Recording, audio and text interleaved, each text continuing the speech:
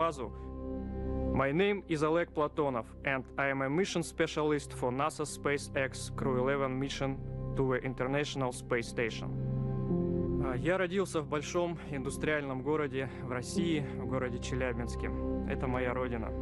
Я занимался в патриотических кружках, связанных с авиацией и космонавтикой, поэтому уже в мое детство я задумывался о космосе. У меня много целей в этом полете. Прежде всего, я хочу полететь на мощной огромной ракете в космос, долететь до Международной космической станции, сесть возле большого иллюминатора на станции, посмотреть на нашу красавицу Землю, и это будет вдохновлять меня работать все лучше и лучше. Мы можем получать новые данные о нашей Земле, о Солнечной системе, о космических лучах, о нашей Вселенной, о жизни микроорганизмов в космосе, о здоровье человека, о получении новых лекарств, о путях улучшения конструктивных материалов и так внутренняя потребность человека исследовать все, что находится вокруг него. Хочется узнать все новое, новое и новое, расширяя горизонты своего знания, что границы открыты, что мы можем летать в космос, что мы можем лететь дальше, все дальше и дальше, за пределы нашей Земли, за пределы Солнечной системы. И это будет вдохновлять уже не только нас, но и следующие поколения.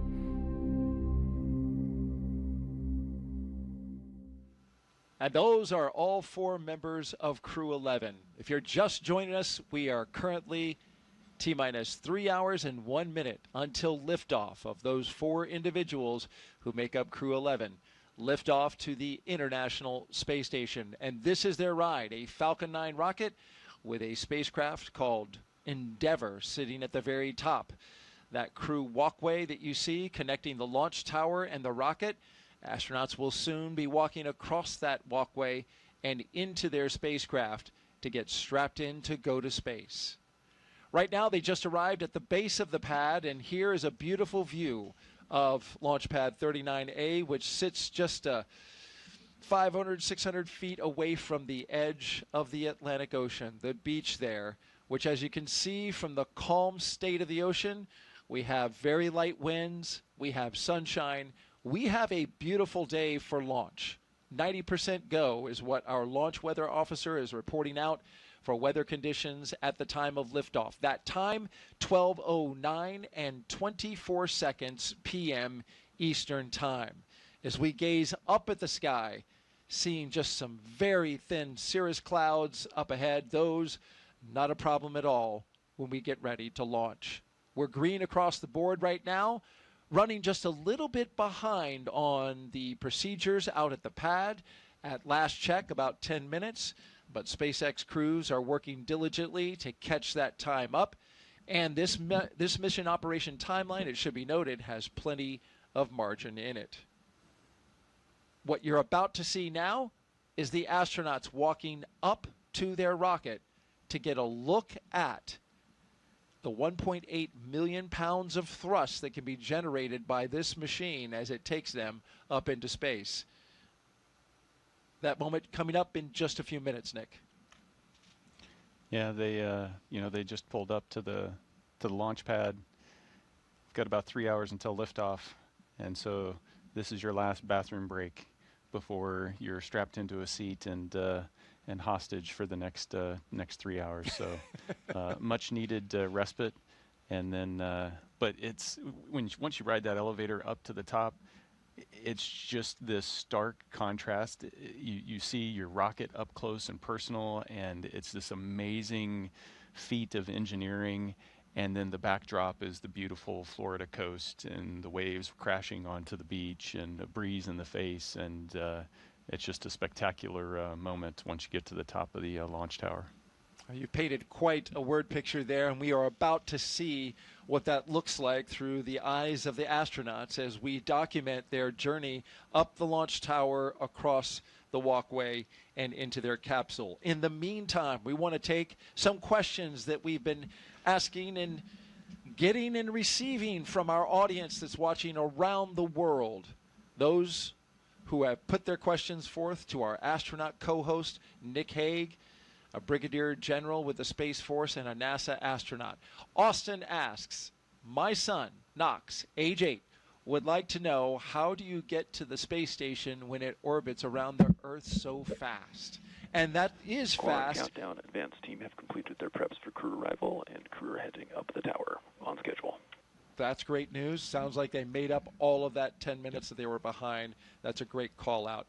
Yes, station goes 17,500 miles per hour. How are you going to catch up with that? Yeah, so Knox has got it. He's got his finger right on it. You've got to start going that fast. So the rocket's going to take off going vertical, and it's accelerating. But after a few minutes into flight, the rocket pitches over and is basically going horizontal and continuing to accelerate as it falls back down toward the Earth. And so you're turning all of that fuel, the 1.8 million pounds of thrust that you were talking about, you're turning all of that into velocity. So right now they're going 0 miles per hour. After 9 minutes of lighting that rocket, you're going to be going 17,500 miles per hour. And it's timing. So that's why we're counting down 2 hours and 56 minutes to liftoff to the second, because that's when the Earth rotates underneath the International Space Station's orbital plane, and then that's the moment that we have to take off. So it's an instantaneous launch window. And that instantaneous launch window at exactly 12:09 and 24 seconds p.m. Eastern Time. You talk about catching up to the ISS. The day that we have and the time gets them there because we are in the same orbital plane. Our first two astronauts clear from the bio break. Zena Cardman, Mike Fincke walking out and getting a look at their rocket, arm in arm. It's a tall rocket, so it's hard to actually look up that. So you've got to lean back to be able to really see it.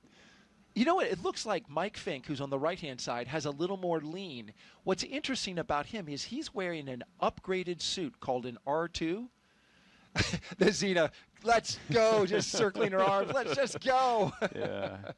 But he's wearing an upgraded suit that SpaceX says has more mobility and more flexibility in it. Well, he just demonstrated that. Well, I he guess. sure did, didn't he? Oh, no, Zena wasn't going to be outdone. No, it's awesome to see them, you know, the excitement, the emotions that you feel as you're getting ready to do something like launch into space. Astronauts are humans. They feel all those same emotions, and so it's fun to see some of the excitement come out and on display. Spillover right there on the launch pad, because there will be time for things to get serious once they get into the cabin. We turn on the launch escape system and start flowing propellants. But right now, just like you said, a nice moment at the base of the launch pad where those emotions spill out. But talking about the suit, Mike Fincke is the only one who is wearing, you can contrast his suit with Zena's. It looks exactly the same, but it's constructed differently. It has a circumventual zipper as opposed to a vertical zipper. So as you know, you got into your spacesuit like a onesie. His spacesuit has been upgraded and redesigned and has that circular zipper that allows 7 inches of flexibility in the suit, so you can adapt it to different body sizes. Whereas the suit that you wore and that Zena is wearing and the rest of the crew has to be tailor-made, and there's not much adjustment on those. Yeah, and it's also a demanding engineering challenge because it has to be mobile when it's unpressurized, but then when you inflate this, you also have to create a volume where you can be inside of this rigidized suit and be in there comfortably for hours if need be. And so that's a challenge to get a suit that does that. And so this next generation of suit is designed to be able to accommodate that wider range a little easier. It'll be good for the astronauts, more comfortable, more flexible, especially, as you mentioned, when you pressurize it, which I guess it's like a giant, just human-sized balloon. This is a great shot from our flight operations team here at Kennedy. You can see the 2 crew members, somewhat small, getting ready to enter the crew access arm. And here they come, Commander Zena Cardman and pilot Mike Fincke,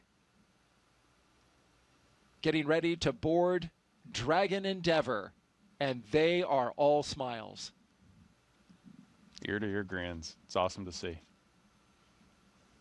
And what a beautiful vista behind them as you look out at the views of the spaceport.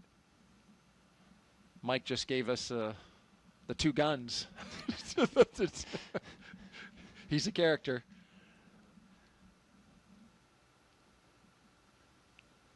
Now, before they get into the spacecraft, some important business at hand here, wanting to make sure that no FOD or foreign object debris goes into the spacecraft. So the two suit technicians and the closeout crew there, making sure that they take care of that, as well as this tradition right here, Nick. Yeah. Got to sign that wall. That means you're going. And so every crew that's launched off of,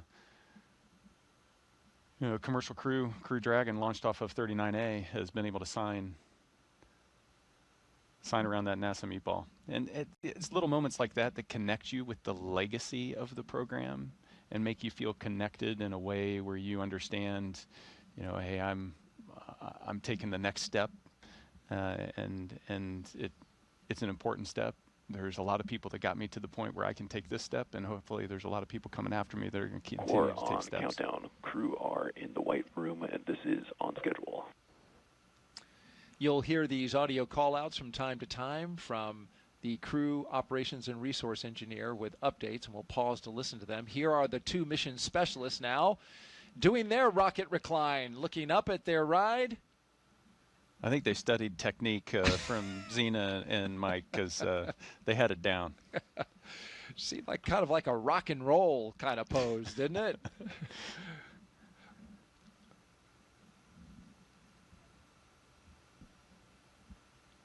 They will be riding the other elevator. This, of course, is Heritage Space Shuttle equipment. Those elevators, they used to just have numbers in them.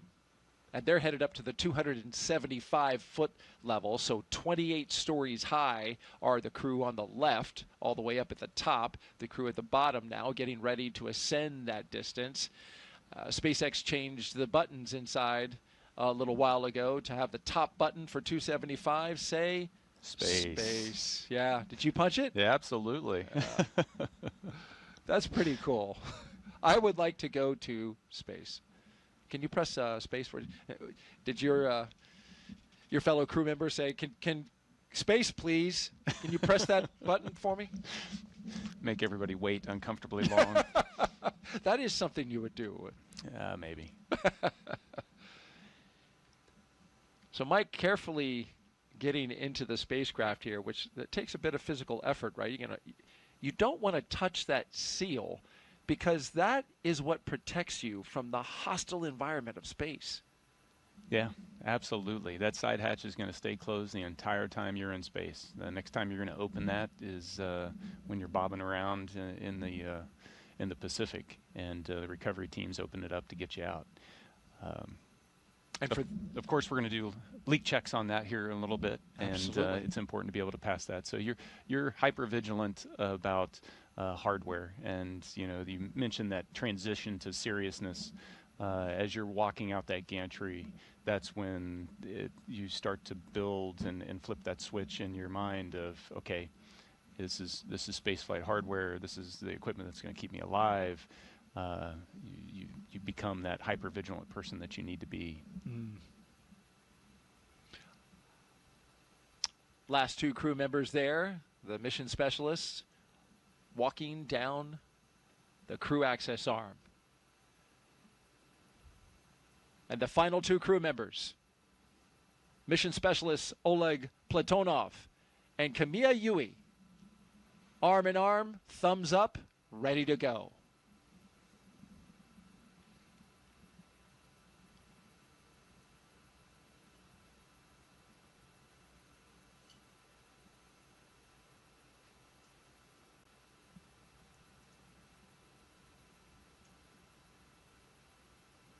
split screen there, looking outside and inside the White Room.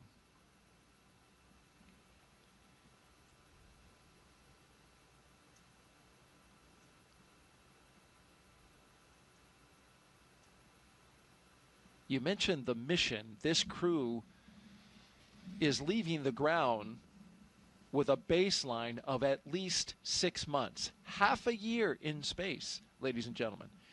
But they are being considered, and research and study and certification process is underway to expand this to an 8-month increment, 2 months longer. And so the plan is for the commercial crew program, which is here at NASA, is to certify the spacecraft Dragon to be able to support them for a return 8 months later. We know they can live on station for 8 months. We've had astronauts live there for a year. But that is a long-duration space flight. And so the hope is that they certify them for 8 months and they can return 8 months later, hoping to get it by October. Yeah, you know, it's a 6th flight of Endeavour, and there's a lot of things that need to be looked into. From a crew perspective, you know, the mindset has to be, I'm going for 8 months. And then if it ends up not turning out that way, then that's I guess a pleasant surprise, or unfortunate, depending on your perspective at the moment, because every day in space is a gift. No, it'll be exciting for them. And like you said, we've had people up there. You know, one of my crew members, Christina Cook, was up there a year. You know, she launched with me on MS-12. So we know how to do it, and we know how to keep people healthy when they stay up there that long. It really comes down to expectations and expectation management with crew members as well as families, as well as the entire team that has to support this particular mission, because it's not just the crew and their families, but that entire support network is on call while they're on orbit. That's an interesting point to think about. I hadn't thought about just how that kind of puts the family, as you mentioned, on call as that entire time. They have the moments where they get to connect with you via video phone and high-speed connection, but as long as you're up there, they know that you're not here on Earth. You're in space, and you and your crew are being supported by this international laboratory, which has been doing it for 25 years come November 2nd. You're watching live launch coverage of NASA and SpaceX's Crew-11 launch to the International Space Station. I'm Daryl Nail, and I'm joined by NASA astronaut and Brigadier General Nick Hague. We've counted down about an hour and 20 minutes so far, and we're cruising to liftoff. T-minus 2 hours and 44 minutes. T0 is 12:09 p.m. Eastern Time. A look at the signatures on the wall inside the White Room. And I would love to see if we can make out my co-host's signature there. You Nick won't. Hague? You won't. No? I launched off Slick 40 over at Cape Canaveral Space Force Station. Indeed you did. Yeah, so there's 2 lonely signatures over there on Space Launch Complex 40 right now. That's right, and that was a late change, and my apologies for that, because you were initially supposed to launch off of 39A. Yes, it was. We were the first to launch off. We were actually the first humans to launch off of that launch complex. The certification process, you mentioned the certification process for extending the life of Endeavour. Same kind of thing happens for the ground station as the launch complexes, and they were able to get that process done in time to support us to be able to launch off there. So it was a thrill to be able to be a member of the Space Force and launch off of a Space Force launch complex. That's pretty cool. Yeah. And you're the only 2 signatures there. Yeah. Well, So, hopefully I mean, we can fix that. Hopefully we can fix that. Yes, absolutely. SpaceX has 2 launch pads here that are human rated for spaceflight, and that gives them great redundancy, great capability as well for NASA to have access to.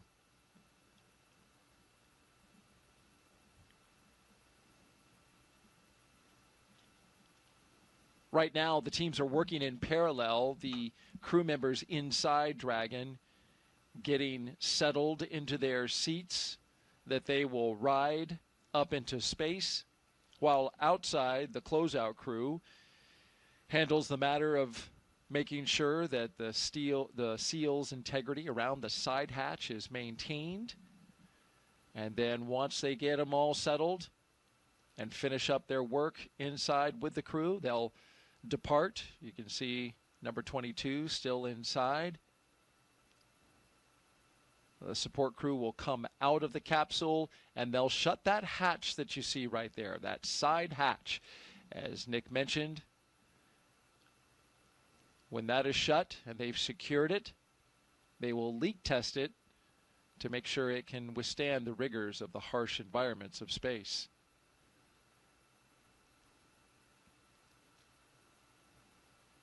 But in order to see and communicate with the crew that's inside, both of the closeout crew members here taking a knee.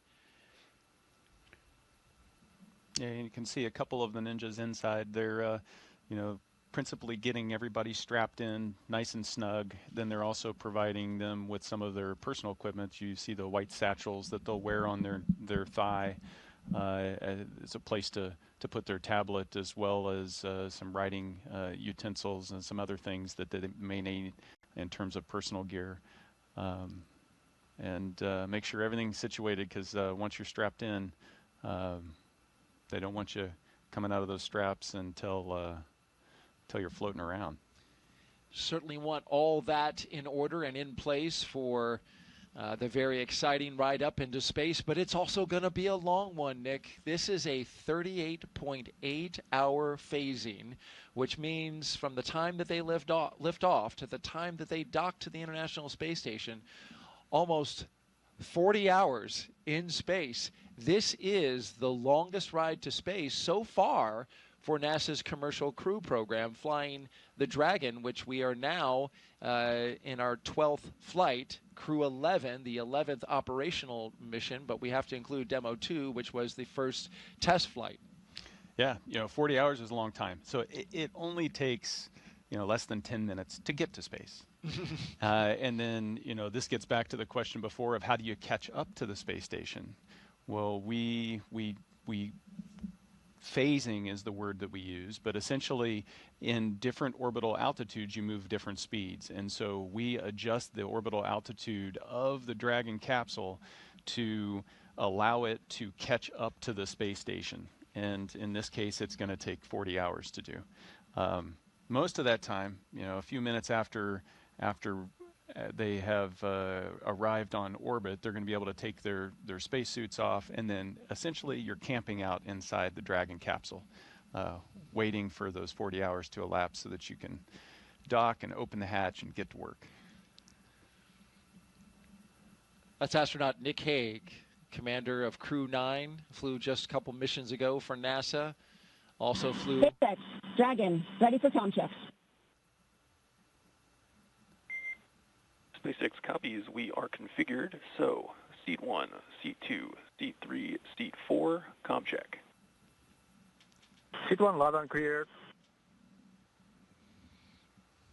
2, loud and clear. 3, loud and clear. Seat 4, loud and clear. Core, loud and clear. Umbilical comm check complete. Report when ready for seat rotation.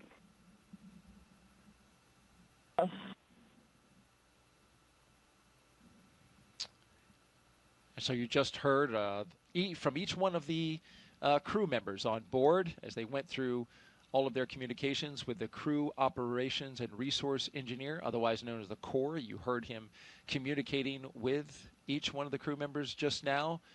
As I was mentioning, Nick Hague flew 2 Soyuzes to space. The first one didn't make it to the station, was an in-flight abort, came back down to the ground. You flew again the second time. On MS-12, you did make it to station. We are getting ready to do the suit leak checks, but first, we want to take some social questions as we go along. Nick Hague is our astronaut expert at the ready. If you want to submit a question, please do. We would love to hear from you. Just use hashtag AskNASA on the platforms that we have on Facebook, X, YouTube, and Twitch.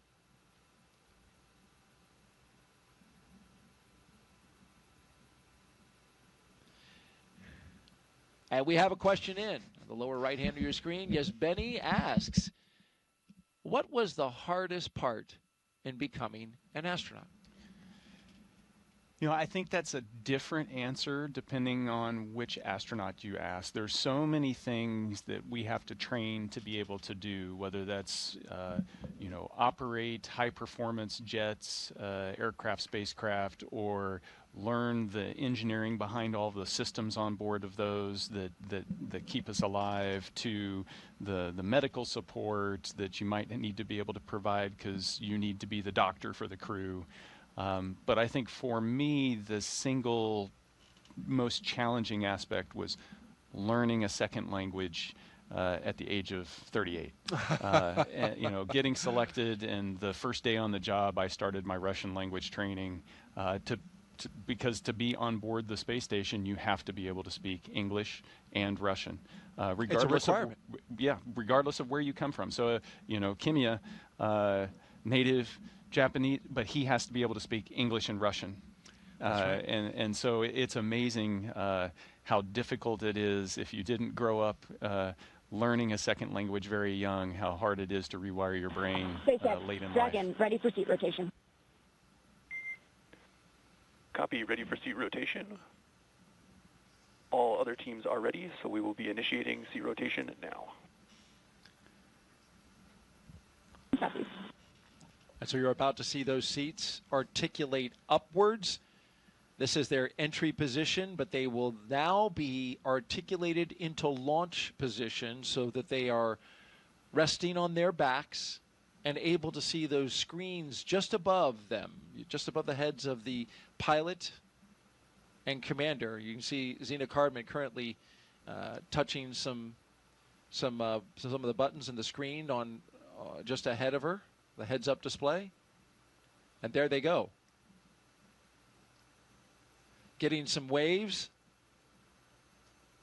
from the camera person who is on the launch tower right before they back out and shut the hatch.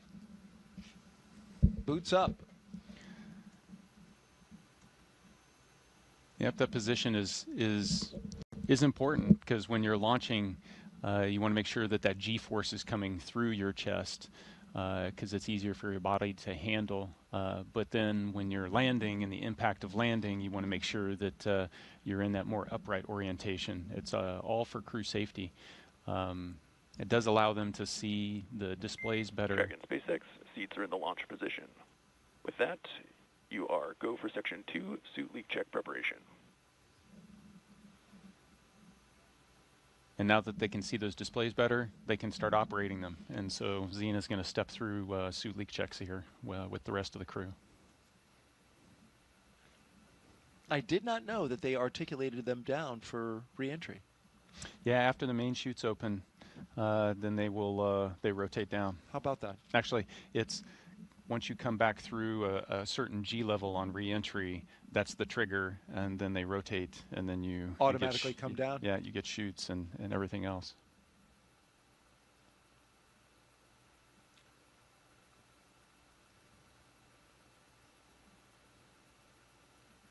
Now that we have Crew-11 seated inside of the spacecraft, we want to go back and hear the story of your first spaceflight, Nick, which was, to say the least, an adventurous one. One that did not end with you getting to the International Space Station, but rather an in-flight abort. This helps us underscore just how important safety is in this moment as the astronauts prepare. So here you are, a number of years ago, getting ready to launch for MS-10, giving a wave goodbye. Talk me through your first spaceflight. Yeah, you know, when I look at this picture, it almost snaps me straight back. It's a beautiful fall day in the steppes of Kazakhstan. We're on, the same launch pad there that Yuri Gagarin launched into space on. And so you feel that deep connection, that legacy I talked about, the human exploration of space. And so we're getting ready to walk up to the elevator. There's a few stairs. It's a turn back photo op and wave to the management that's taken you all the way up to the base of the rocket that's sitting there. That's white with frost because it's full of rocket fuel at that point, and you're on your way. So I mean, it's everything you dream of. It's at that point, I've spent 40 plus years dreaming about that day happening, and then liftoff. And Copy, tear complete. You have a go for Section 3 suit leak check. so as we listen in, the suit leak checks. Go for Section 3. They will pressurize the suits of the crew inside the cabin. Very important matter. As you're lifting off here, what are you feeling? In many respects, the feeling of the Soyuz lifting off the launch pad is very similar to Dragon. The rockets are about the same size. You feel just kind of this slowly increasing pressure of being pushed down into your seat. The rumble and the kind of the subtle vibration as you're going, but it's pretty smooth. I'd liken it to being in an electric car and somebody just kind of smashing the accelerator, pushing you into your seat, and you're off. And it was, a smooth ride for the first 2 minutes leading up to the point where those external boosters you see on the base of the rocket are empty, and then they need to separate from the rocket. And that's what led to this moment right here, Nick, when those boosters didn't do quite what they were supposed to. Yeah, one of them didn't. They're supposed to propel themselves away from the center, the core stage. One of them that didn't do that and actually impaled the core stage, caused it to essentially disintegrate in that split second. So we're 30 miles above the Earth, going 4,000 miles an hour, kind of pointed straight up. As that happens, it tilts us a little bit, and in that second in which all that occurs, the launch escape system pulls us, my crewmate Alexeyev Chinin, the commander on the mission, and I, to safety. And that shot is the shot before. If we look back to that one, it's blurry because that's a screenshot from just how violently things were shaking. Yeah, inside. there was in that instant, the indications to us are a flashing red light, a sign, an alarm's going off, and then there's a little red indicator that says there's a rocket emergency, and then you're also being shaken kind of side to side for a second or so. And then it's peaceful because at that point we're going so fast, we've come off, we're just kind of coasting uphill in this slow tumble to the edge of space. And I can remember looking out as we got to the top of that trajectory and seeing the dark black of space and the curve of the Earth below and thinking to myself, well, we're not going to get there today. Just not going to make it. Yeah. And so, in the moment, you have those little moments where the reality of the situation pops out. Now it's, it starts to set in, okay, what do I need to do to survive? And that's get back into the procedures. Right. And so that view we saw from looking up in the sky, your rocket is coming apart. You no longer can ride that into space. It's done. Now you're on the emergency systems. And you come down back to Earth. And that's you on the right, in the middle, right middle, hugging your wife. Yeah. And that looks like quite the deep embrace. Yeah, I mean, it's in the moment when you're responding, the training kicks in, you're able to compartmentalize all of the emotion of the situation. It's in the aftermath of that, that's less than 6 hours after we had launched that we're back at the aerodrome there, and that's when the emotions, that's, you're human, that's when it comes out. And Katie had witnessed all of that and gone through that roller coaster ride at the same time, along with my kids and my family that were all there, with less information than I had because I was going through it. There was, probably 20 minutes where she didn't know what the outcome was. Dragon, we see the same. Closeout team will perform final closeout steps and then exit the capsule. You can proceed to Section 4, side hatch close, and report when ready to close hatch. And just a quick note. Copies. Proceeding section 4. Wilco. We are still tracking the operations inside the Dragon Endeavour that you see there. They are doing checkouts of the suits, pressurizing them, getting ready for launch. As we listen to a very important story that Nick Hague just told us about surviving an in-flight anomaly where his rocket came apart, but the launch escape system for Soyuz saved his life and the life of his crewmate and brought them back to their families. Yeah, you know, the way you phrase that's important. The launch escape system. The engineers that developed the escape system, the people in the factory that assembled it, all of these people that I don't get to meet or would not normally get to meet. The space program, the human exploration of space, is built on trust. Trust in that everybody who's got a job is committed to being perfect in that job. And it's not just the crew that rides on top of the capsule, but it's everybody.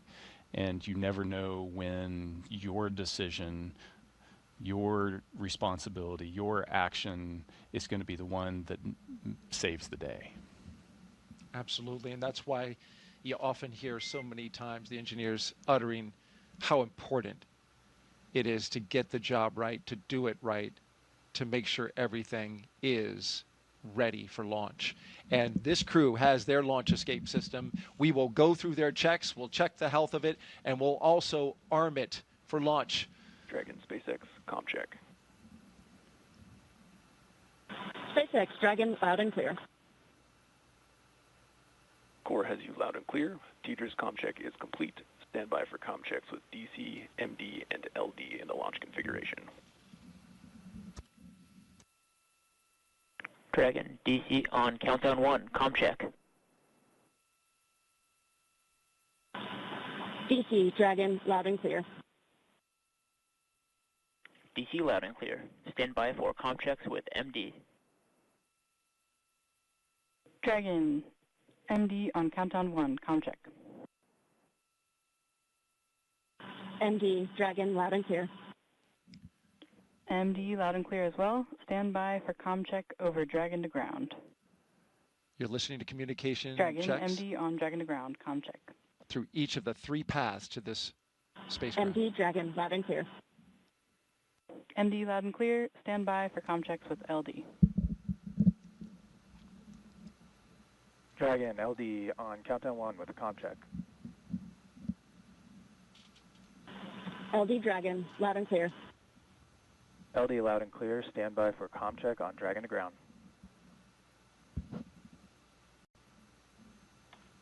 Dragon, LD, Dragon to ground, comm check. LD, Dragon, loud and clear. LD loud and clear. Dragon SpaceX, launch configuration comm checks are complete.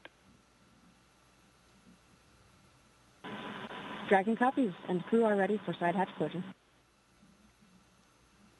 Copy, crew readiness for side hatch closure. Closeout team is taking final steps in prep for that closure, so stand by for that in a few minutes. The vehicle will then transition to pad hatch closed.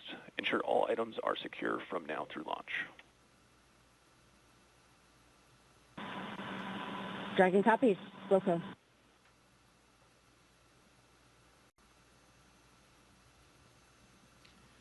Those communication checks, Nick, were really important for each of the crew members to be able to speak to some very important members of the launch team. Yeah, absolutely. You know, so you've got the comm checks you've been hearing with Core, which is really the voice from the SpaceX control room to Dragon. But you've also got the launch director, the mission director in there as well. And then it gets more complex because you're checking multiple different ways that you're going to be able to get the communications there, whether going direct from ground to Dragon or whether using the TDRS relay satellites. So communications critical, being able to verbally talk, but then, you know, the other connection that you can't forget about is the telemetry and the vehicle communication down to the ground.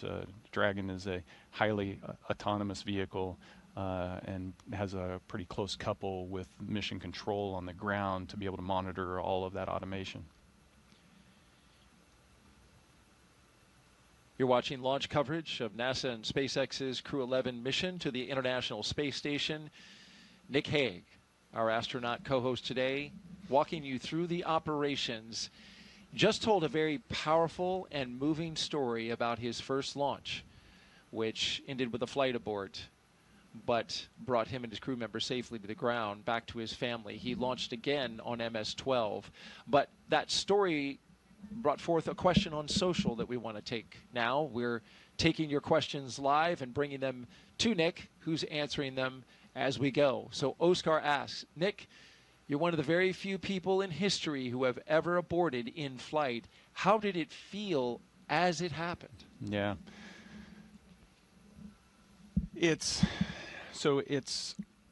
We spend so much time training for what to do when things go wrong. I'd venture that we spend about 95% of our training focused on what to do in the event that something goes wrong. And so the situation of the abort is one that Alexei and I performed in the simulator about 8 months before we launched and experienced it. And so there's the one time in the sim. It's a very short simulation. The actual flight was less than 20 minutes. The simulation's less than 20 minutes. But we had run those procedures.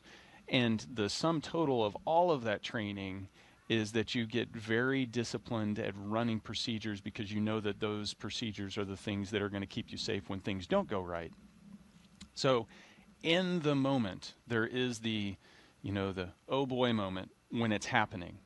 The alarm's going off, the lights flashing, everything's kind of shaking, and it takes you a second or two to fully process exactly what's happening. And then there's I had the realization that, if this was going to be a really bad day, it would have happened, so I've got a chance. So the best way to protect Alexei and I is for both of us to do our procedures and focus on those. And so you compartmentalize all of those emotions. You kind of set those to the side and you focus on doing your job. And so we run through the procedures and we talk with Mission Control in Moscow and surprisingly, I spent so much time in Star City training. That Russian that I was talking about being painful to learn, that is just naturally coming out because all of our communications are in Russian. And then it's not until you touch the ground, the search and rescue forces come and extract you. They were there within like 10 minutes. They come and extract us and pull us out under the parachutes. It's at that moment when your body can relax, you can stop focusing on all the things you need to do to be safe because you know you're safe, and then that's when shock kind of rolls over you. And your body just tries to process everything that happened. We're human. You can't bottle that stuff up forever. And so it was you could hear the waver in my voice when I called Katie and on the satellite phone and said, hey, I'm okay. I actually had to leave a voicemail because she had her phone off. Oh no. But we have that voicemail, and I've been able to listen to it, and it's pretty amazing. Wow. Thank you, Oscar, so much for that question. And thank you, Nick, for that beautiful answer.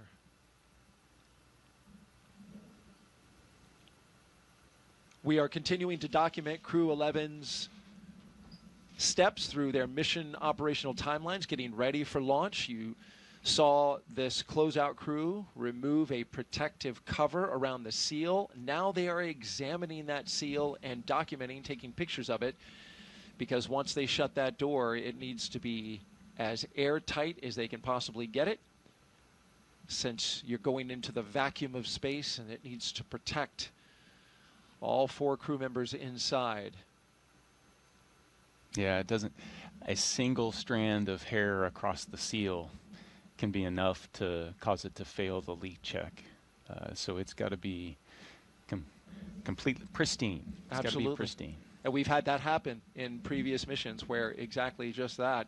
A hair ended up on the seal, and once they did the pressure check, they saw it, opened it back up, found it, removed it, and then resealed it, and they were good to go for launch. And so there's a bit of margin in this countdown, and we're in that kind of flexible time right now where they have time to work through methodically on this procedure.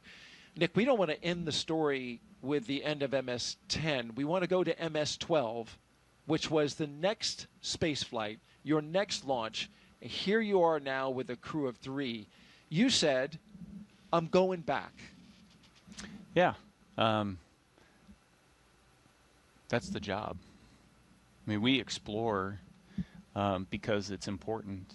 And so that doesn't change launch to launch to launch. The mindset to get back on top of the rocket isn't any different the first time than it is the second time, than it is the third time. It's why am I willing to accept this risk? Why is my family willing to accept this risk? And it's because what we're doing up there is so important. The scientific discovery, the learning about the human body and how we interact with the environment around us and more about the universe around us. That's just so important. And so that's why you do it. And so this time, night launch. So I got a day launch and a night launch, a twofer. And lucky you. It was beautiful. And you saw Christina had joined. She was going up for a year-long mission. And Alexa and I gave it another shot, and it was flawless all the way to docking. A spectacular flight. And this was in 2019. 2019. Just a little less than a year after MS-10 in October of 2018? Yeah, 5 months. So we had the launch, so we had our launch abort, and then 2 months later, MS-11 launched, and they had fixed the problem. They diagnosed what the problem was with the rocket, and then 5 months later, we were on board. It takes a lot to keep the station going. We've been doing it for 25 years, and so that drumbeat of rotations of crews has to keep going. Absolutely, and you fulfilled your role, and that photo we just saw was the completion of a successful mission to the International Space Station when you returned from space and were being brought out of that capsule. Yeah, it's ironic because where our abort landed was in the normal landing zone.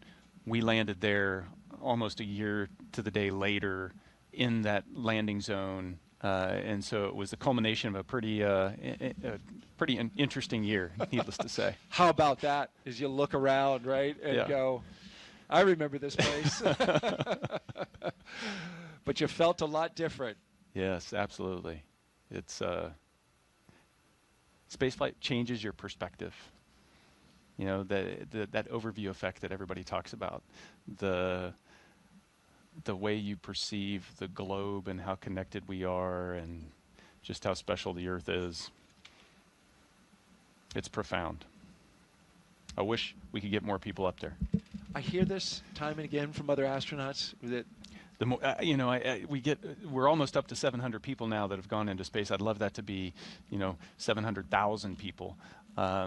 Even if it's for short periods of time. As a veteran that's done a suborbital flight as well as an orbital flight, it's all good.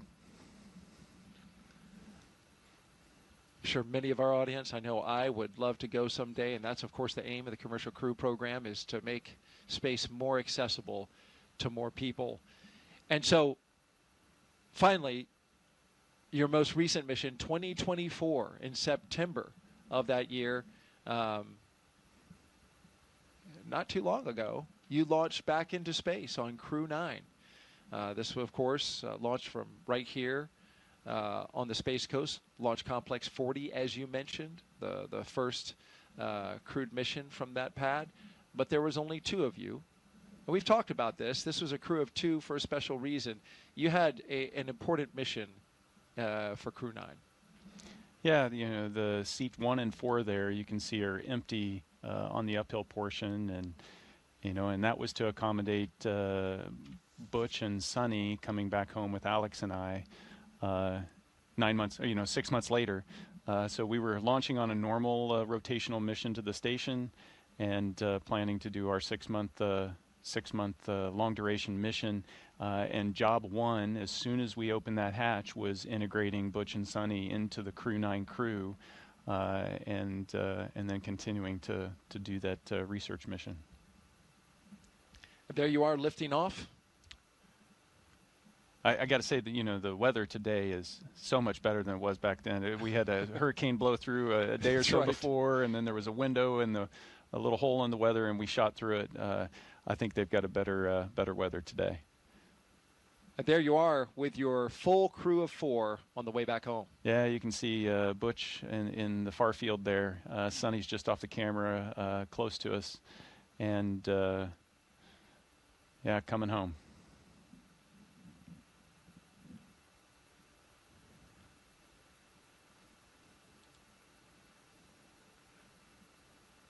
A very successful mission, Crew-9, bringing back home Butch Wilmore and Sonny Williams. I imagine, did you have to kind of, wrangle Sonny out of that space station? She loves being in space.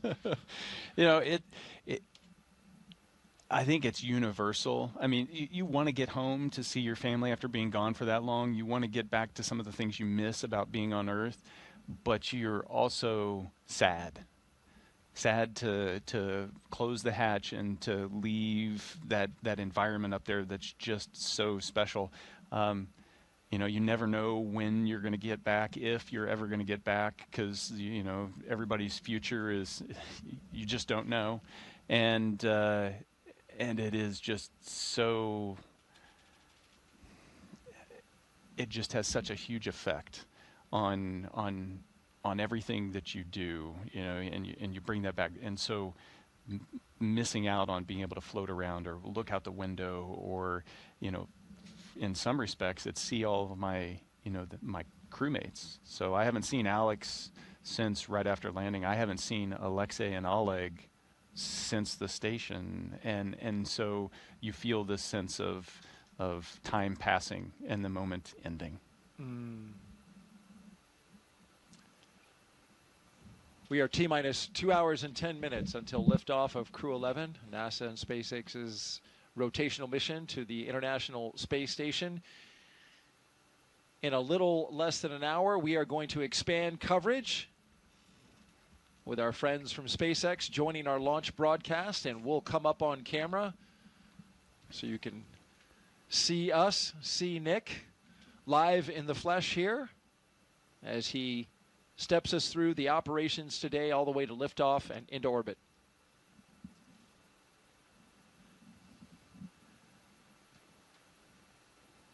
A note about the weather.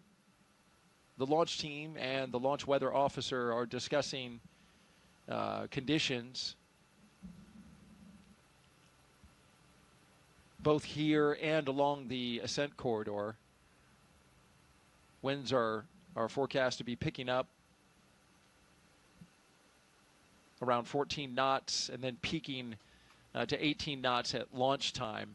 So that is something that they're going to evaluate closely. The winds have to be within a certain range before they'll go forward with prop load, which of course is a very careful and delicate operation. It's automated for SpaceX, but when you start loading a rocket with propellant, a lot of care has to be given to external influences like the weather. Dragon SpaceX, we're commencing health check for launch escape system. You can expect a momentary flight computer state change, followed by transition back to pad hatch closed. Dragon copies.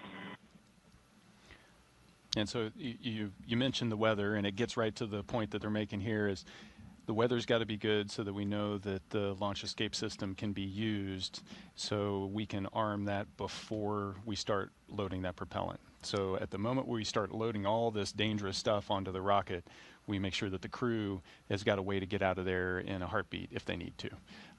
And onshore winds may seem like, not a big deal, but if you're coming down under a parachute on a capsule that's not supposed to land on land, you want to make sure that you don't drift onto the land. And so that's why they watch all of those conditions. Critically important. those winds. And so the teams will be evaluating this again just before prop load. Of course, this is a forecast that we see right now, but what actually happens to the winds in the moment that we're getting ready to launch, or getting ready to arm the escape system, rather, and then load props could be different. So that's why we watch it in real time. Winds are notably fickle here at the spaceport because of what Nick just said. That sea breeze, it gets kicking up. You can see our flag out by the launch clock right now, starting to blow just a little bit. And so we'll be monitoring that throughout the rest of the countdown going into T-minus 50 minutes. Yeah, it's a beautiful sight, though, isn't it? It is indeed. And what has shaped up to be a beautiful day for launch so far. If you're just joining us, we'd like to introduce you to the crew. Crew-11 going into space today consists of the commander, NASA astronaut Zena Cardman. She holds a Master of Science in Marine Sciences from UNC Chapel Hill. Cardman has experience with NASA research in the Canadian High Arctic and has supported real-time station operations and lunar surface exploration planning. She also likes rock climbing and powerlifting in her free time. She trained for Crew-11 as the commander, but was reassigned to Crew-11 and is now the commander here. And she has, by virtue of all that training, a lot of training for a first-time flyer. She is well prepared. She's been well prepared from day one. She had done a backup flow prior to the Crew-9 assignment. But it was a thrill to be able to go through spend the roughly 18 months leading up to the Crew-9 launch, being able to train side by side with her. She's a phenomenal crewmate and is going to do an amazing job. Your Crew-11 pilot is NASA astronaut Michael Fincke, a veteran of 3 space flights. Fincke has completed 9 spacewalks, totaling 48 hours and 37 minutes of EVA time, and has spent 382 days in space. Fincke is a certified pilot for Boeing Starliner and SpaceX Crew Dragon, as well as a co-pilot, flight engineer on Soyuz, and a mission specialist on the Space Shuttle. Fincke enjoys spending time with his family, traveling, geology, and learning new languages. Unlike you, Nick. Michael Fincke loves to learn himself a new language. We are completely different in that regard. No, actually, learning a new language opens up your appreciation for their culture and gives you a deeper understanding. And so even though it was one of the most difficult aspects of training, it's also been one of the most rewarding. I wanted so badly to learn a second language. I studied French. It did not stick, but I certainly appreciate those who can speak another language. But thank goodness for smartphones and apps that now translate for you. So I feel like I'm missing out on less. Yeah. Our mission specialists, let's get to them. JAXA astronaut Kimiya Yui is Crew-11 mission specialist number 1 with 142 days in space. This will be Yui's second trip to the space station. Yui flew as a flight engineer for Expedition 4445 and became the first Japanese astronaut to capture JAXA's H-2 transfer vehicle in November 2016. Yui was assigned as chief of the JAXA astronaut group. Yeah, and he had to learn English and Russian in order to fly to the station. So I guess this is the note that you need to give to all the kids that are listening. I want to grow up and be an astronaut. Probably the one thing you absolutely need to do is know 2 languages or more. Well, that takes me out. I said kids, Daryl. Okay. So you're saying there's still a chance? Mission specialist number 2 is Oleg Platonov. The Crew-11 mission specialist is Roscosmos cosmonaut Oleg Platonov. This will be his first trip to the International Space Station. He graduated from the Krasnodar Higher Military Aviation School of Pilots with a degree in engineering and military rank of lieutenant. He is married with 1 child and apparently is the comedian of the group. I think they all have a pretty good sense of humor. Yeah? Oh, yeah. And you see that expressed, even as they were just making their way out to the pad and up into the capsule. Lots of smiles, lots of laughter.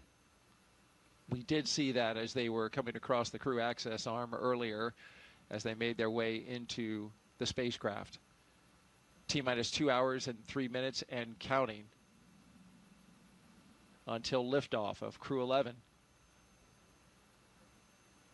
It's a long wait. Now they're strapped in and there's not much to do.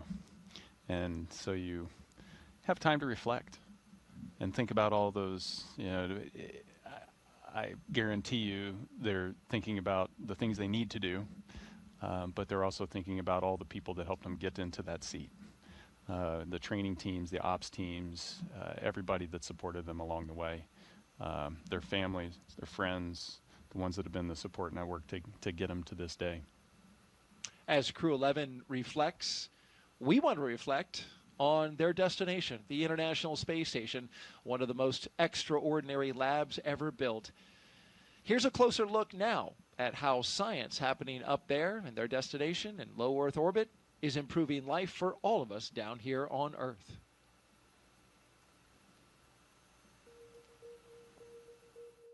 The International Space Station isn't just a symbol. It's a powerhouse of cutting-edge science, constantly revealing secrets that defy Earth's limitations and drive us farther into the cosmos. Our mission is research and science. We have experiments mounted on the outside of the station that are looking at Earth. We study our own bodies and how they react to space, to weightlessness, to radiation, and that helps not only us go on further in future missions, but also helps for medical research back home. And then we study lots of different things as well, like materials, combustion, all sorts of things that help us understand life back on Earth. Yeah. Microgravity doesn't play by the rules. It flips them upside down, transforming how liquids flow, how flames burn, and unraveling biological mysteries before our eyes. I saw some heart tissues beating in space, and it was incredible. Photon, we see that top one beating. Looks like happy heart cells. But we're not just along for the ride. We're explorers, diving headfirst into the challenge and harnessing the power of this unparalleled platform, just as we have been for decades. We're on a relentless quest for answers, seeking to understand the intricate workings of the human body in space and ensuring future crews stay safe on their daring journeys beyond Earth's orbit. The human aspect of human space exploration is always going to be very important for decades to come. And when it comes to technology, we're not waiting around. We're discovering new ways to grow crops in harsh environments and engineering innovations to tackle Earth's greatest challenges. We have amazing technology that allows us to recycle water and create water for us to drink. It's delicious. Microgravity isn't just a curiosity. It's a game changer in the fight against diseases back on Earth, paving the way for breakthroughs that benefit us all and enabling new economic opportunities in space. Welcome Axiom 3 on board the International Space Station. From our vantage point more than 200 miles above Earth, we are not just spectators. We're gaining unprecedented insights into the world we call home, and we're sharing our findings openly. We're not just achieving results today. We're sparking inspiration in future generations of explorers and embracing the power of global collaboration as we reach for the stars. What was your favorite experiment on the International Space Station? Toby, great question. My favorite experiment was the one that I got to eat. It was us growing hatch chili peppers in our plant habitat. Station Huntsville on 2, we have video in Node 1. Look at those chili peppers. And as we soar through space at 17,500 miles per hour, each moment is a step closer to unlocking the mysteries of our Earth, our universe, and propelling our pioneering spirit even farther into space. So come along for the ride aboard the International Space Station. Nick, you spent more than a year cumulatively of time on that International Space Station. When you think back to the things that you work on, what comes to your mind as some of your favorite stuff? Yeah, there's such a variety up there. Growing stem cells, doing gene editing, working with materials, trying to extrude fiber optics or 3D printing metal or organic tissue, trying to print organs, growing lots of different types of food, whether it's tomatoes or algae or lettuce. It's so fun to be in the middle of all of that, and it's hard to pick a favorite out of all of that, but it's fascinating. And what's been fun is looking from 2019, when I did my first expedition, to the most recent expedition, being able to see the growth in complexity of the science that we're able to do up there. When you first start doing things, you're like, I don't even know if it's going to work. And once we start to figure out and adjust, now we're able to start to really reap the rewards of all of that effort. That's a great point, because when I look at the science that's going aboard this mission, this is pretty advanced stuff. You talked about, stem cells in the early going when you were working with them on station. Now they're trying to figure out how to mass produce stem cells, which can be made at a higher quality and higher yield in microgravity, the environment that the International Space Station provides for scientists that you can't replicate on the ground. Yeah, we go there to ask questions that we don't know the answer to. And then when we find that answer, it usually leads to a couple more questions. But that's the nature of discovery. That's the nature of building knowledge. And as we gain this knowledge, we start to identify these areas where, hey, this is something that is unique to space that'll bring benefit back down to Earth for everybody. And then we can really start to exploit that. That is exciting, because in the end, that's what it's for, right? It is not only to advance exploration goals, but also to make life better here on Earth. And the International Space Station in its 25 years has certainly done that. An update as you watch our operations here. We have a little bit of a lull as the closeout crew in the White Room on top of the launch tower seals up the hatch to the Endeavour spacecraft. That side hatch is how the crew of 4 made their way into the capsule, and now it is the responsibility of the team that you see here to make sure that that door has a good seal, a good tight seal, before it starts to fly hundreds of miles per hour, thousands of miles per hour, and then tens of thousands of miles per hour. So this is a very important job. Yeah, you're through that hundreds pretty fast.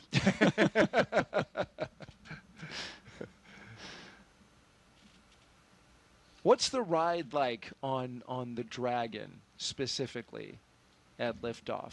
It's smooth. Yeah. Yeah, it feels so smooth.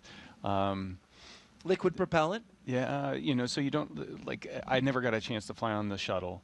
But the shuttle was rough because of the solid rocket boosters. That's what everybody said. You don't have that, and the thrust level is a little slower here, so it also doesn't throw you off the pad. It's a slow acceleration, but it's a constant increase in that acceleration that just keeps going until you get to, kind of the end of first stage.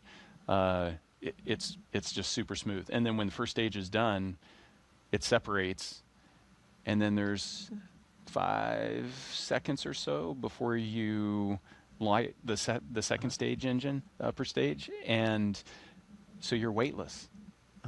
And that was completely different than Soyuz, because Soyuz hot stages, and so you never have that period of weightlessness. And so you spend 5 seconds and you're like, okay, we're weightless. I'm ready for it to light. I want to make sure we get there, and then it continues on. And so it's a smooth ride all the way up. The second stage is a kicker, though, isn't it? It all starts slow. So the G ramps starts, up? and then it slowly ramps up. So there's not too many jarring moments flying on a Dragon.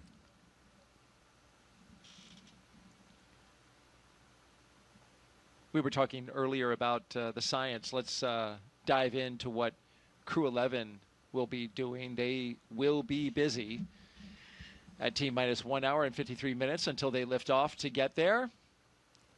We have 2 astronauts and 1 cosmonaut inside Crew-11 right now.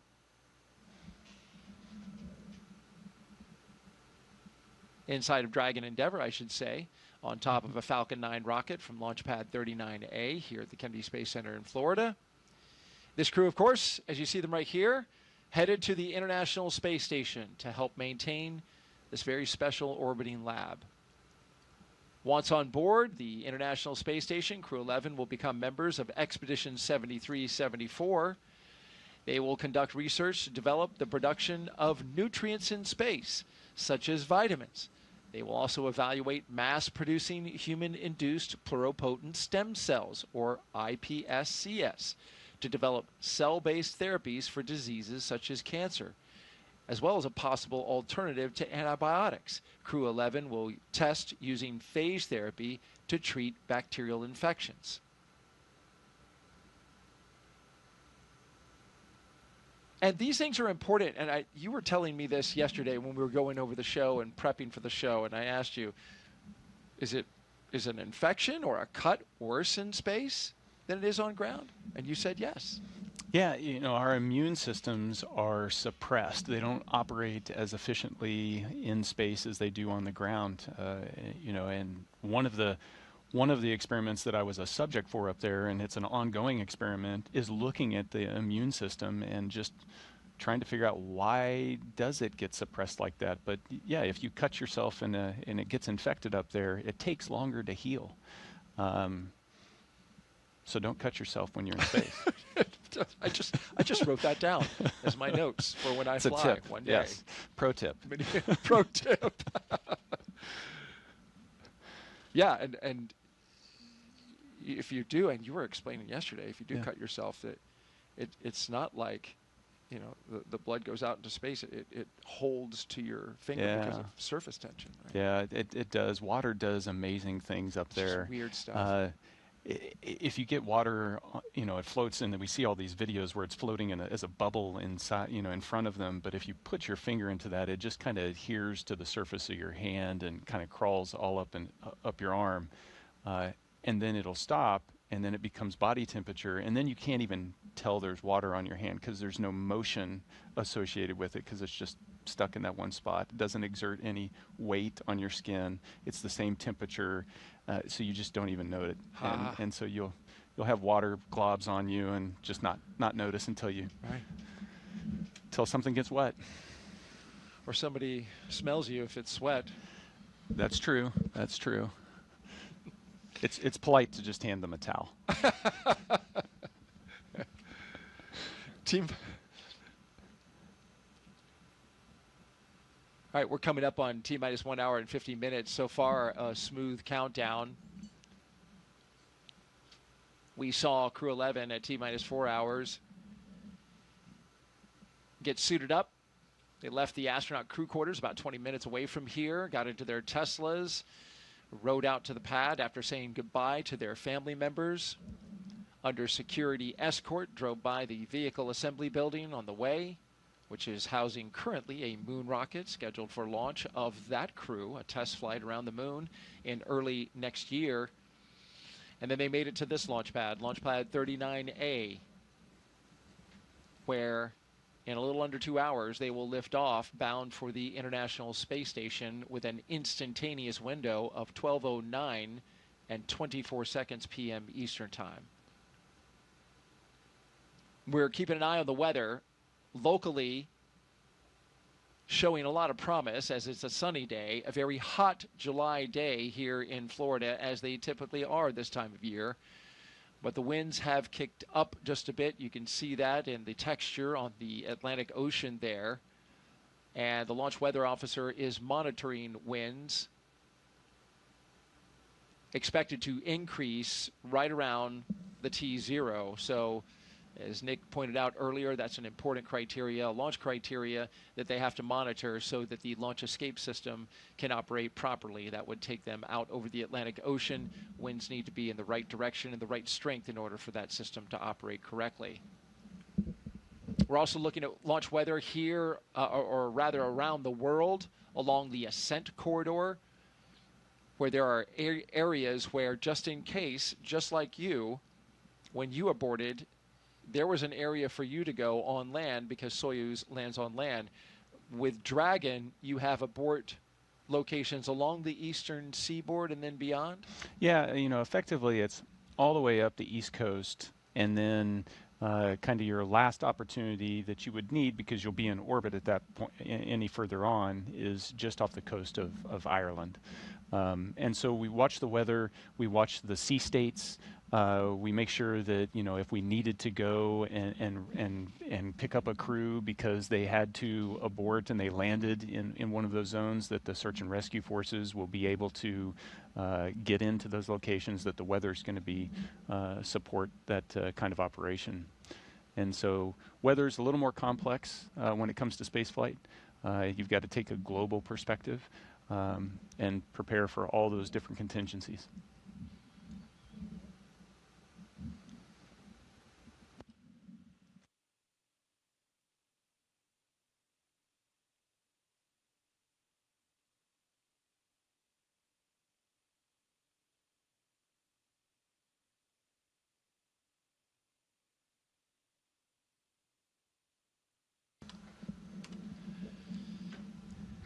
We've got the split screen there with Crew-11 on the inside. That camera with a prominent shot of pilot Mike Fincke's knees, dead center. But the rest of the crew is also there. To Mike Fincke's, to screen left is mission specialist Oleg Platonov. To Fincke's left, to our right, moving right to the two positions, would be our commander, Zena Cardman. And to the far, far right, next to the window, is Kimiya Yui. There's a lot of rights and lefts there, Daryl. Yeah. We need some on-screen graphics to make it. Yes, I think you're right about that. And so after you're done here today, we will be drafting you into our production team. Oh, okay, great. Nick. We could use the help. No, we've got a great team that does a great job, but I do appreciate that. You know, you can make out below the crew cargo. Ah, yes. Yeah, so there's cargo supplies for them, but there's also science that they bring up, as well as survival equipment. So there's 3 pallets that are below those 4 seats that are chock full of gear. And the red one is like, that's like first aid kit, possibly? Your red one is the life raft. Life raft, okay. Yeah. So we showed a clip of that in the NBL at the very beginning, where you throw that out and there's a bottle. As you throw it, the rope will extract and then eventually pulls on a bottle that inflates it, and that's what they were crawling inside of in the NBL for training. It also looked like they had water wings. Personal flotation devices, yes. They look like water wings to me, Nick. Yes, yes. You know, we trained for that kind of thing, so it's a standard you have to meet to be able to, all of you, go from this configuration they're in right now to put on the personal flotation device and get out of the capsule in 90 seconds.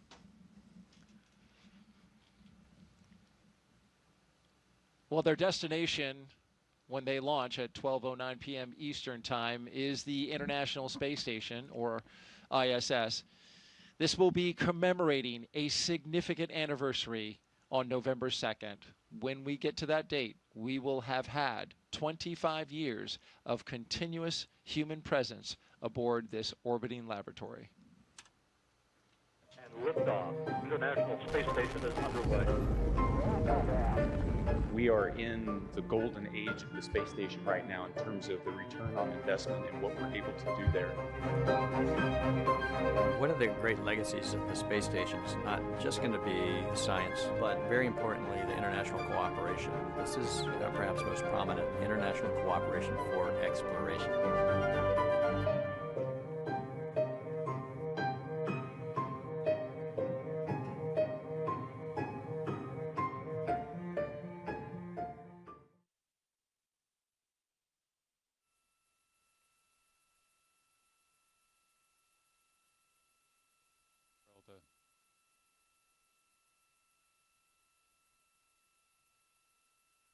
$5 years, you know, every every roughly 6 months or so, a crew doing a rotational mission with a handover, and it's been a thrill to be a part of those rotational missions. To be able to just watch the evolution of science and see how we're learning how to really utilize the laboratory to its full potential.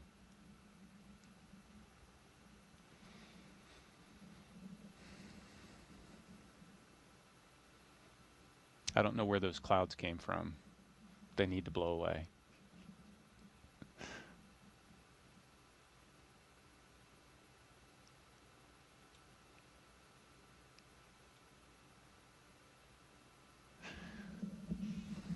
So the crew's sitting in there, T-minus 1 hour and 42 minutes. This is the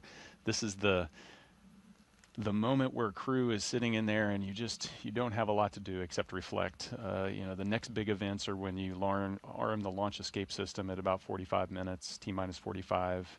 Prop load will start about T-minus 35. That's when there's activity and you start to bring in focus. Now it's a time-honored tradition in spaceflight to have to endure long moments of waiting for big things to happen.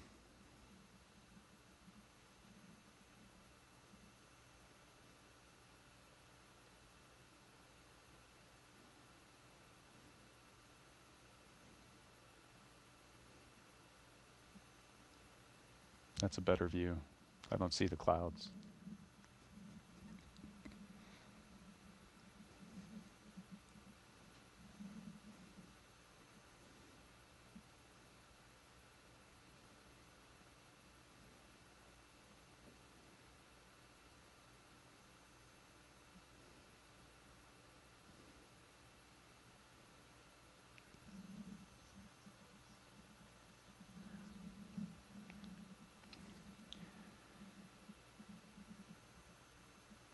And right now, I'd like to hand it over to Mission Control. The team at Johnson Space Center is tying in with us. How are you guys doing? Hey Nick, hey Daryl, we're doing good over here. This is Mission Control Houston in the International Space Station's Flight Control Room at NASA's Johnson Space Center. The team continues to prepare for launch and is being led today by Flight Director Scott Stover. Today we will be launching the 11th rotational crew mission to the International Space Station under the agency's Commercial Crew Program. Following Crew-11's arrival, the space station will have a total of 11 crew members represented by 3 different agencies aboard for just a few days. Once on board, Crew-11 will go over a brief handover period and procedures with the off-going Crew-10, including a safety briefing and orientation, and then the new crew will jump right in to help advance scientific knowledge and demonstrate new technologies. After a few days of handover activities, the members of Crew-10 will prepare for their undocking and return to Earth. Direct handovers between crews allow for continuity of the activities and helps to ensure a continuous U.S. presence on the space station, which is about to celebrate 25 years of continuous presence in November. Ahead of Crew-10's return, JAXA astronaut Takuya Onishi will turn over command of the space station to Roscosmos cosmonaut Sergei Ryzhikov. The space station is currently in Expedition 73, and in the fall, NASA astronaut Chris Williams and Roscosmos cosmonaut Sergei Kudzverchkin and Sergei Mikhailov will join the on-orbit crew. Shortly after the departure of the Soyuz MS-27 with NASA astronaut Johnny Kim coming home will mark the commencement of Expedition 74, which will be led by the new commander, Mike Fincke. All of this, of course, coming up after today's launch. We continue with the countdown, and with under 2 hours before launch, we'll send it back over to the Kennedy Space Center. Daryl and Nick?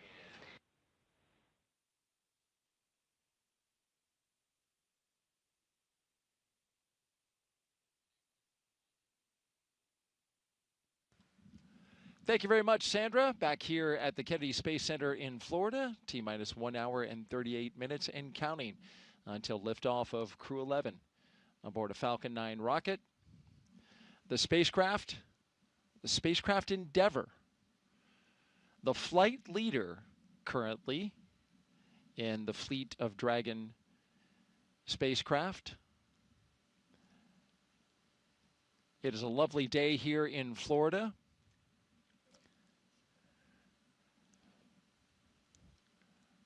You're looking up in the skies now, and as typical for this time of year, starting to get a little cumulus clouds forming as the cool sea breeze makes its way over land, encountering the warm air here in Florida. Hot and humid air.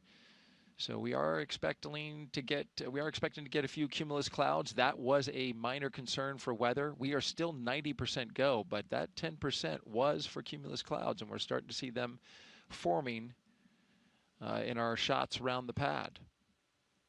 But we're not expecting that to be clumped over top of the pad at T0, so we're still 90% go.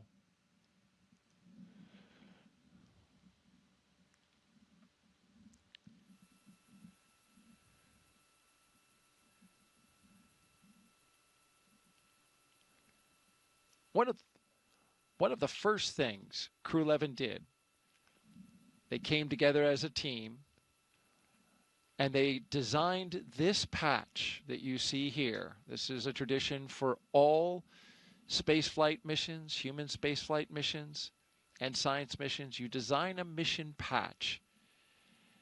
And this is the one for Crew-11. The colors of this patch, celebrating the 3 nations they represent, and the 3 stars that you see there, the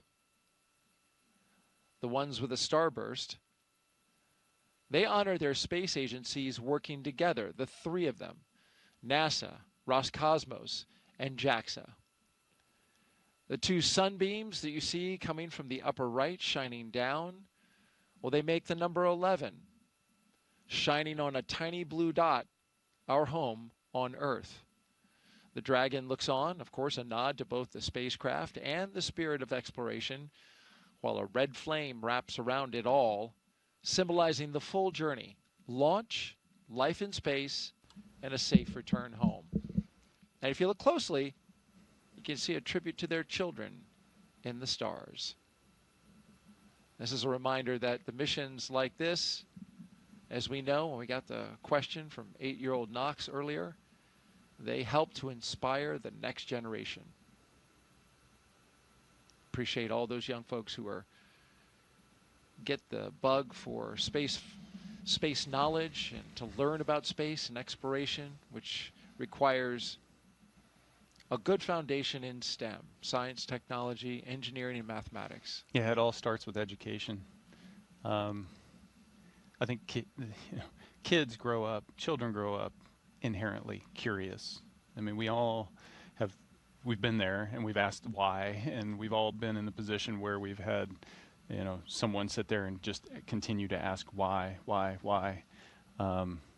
That's really what we're doing on the station with all of our research, all of our exploration. We're asking the question why in a bunch of different ways and trying to find the answers. That we're just wired that way. Mm. It is so true. And speaking of kids, kids are on the mind of some of our crew members. Talking about Oleg Platonov.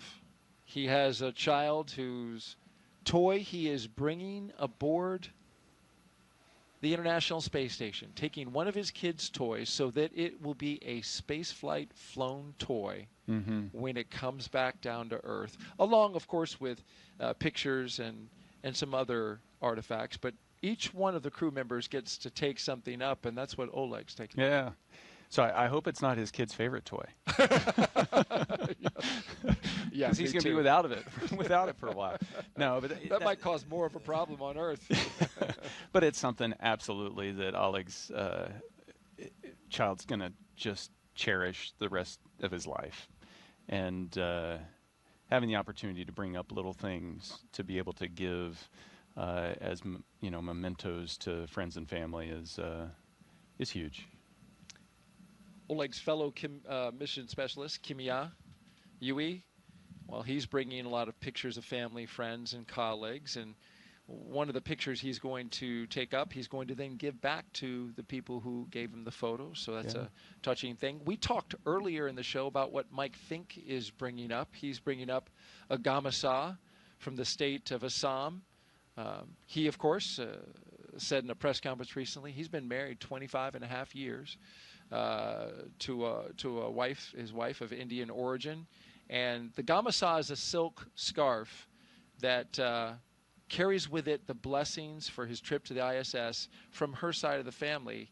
And he's taken one not only on this mission, but he's taken that gamasha on all 3 of his previous missions as well. Yeah. Good luck charm. I'd stick with it. It's working well for him. That's right. Whatever you took on your first flight, I hope you put somewhere, buried somewhere. No, just kidding. So I use the same zero-G indicator on all 3 flights. Did you? Yeah. You're not. You're like, no, I'm not buying any of this luck stuff. You're like, I'm gonna stick with what works. I trust the people behind it. That's a great answer. And then, of course, finally, Zena, our commander, she's, of course, taking, like the rest, photographs of family and friends. But because of her previous assignment to Crew-9, the mission that you ended up commanding, her stuff went up early. And one of the things that she mentioned that she is taking up and shared with the public was that she has some cards that were written by her late father that she included in Crew-9, but now we're coming up on anniversaries and a certain amount of time that he has not been with her, and she gets to now see those cards again when she arrives at the International Space Station. Yeah, it's truly touching, and it was one of those things.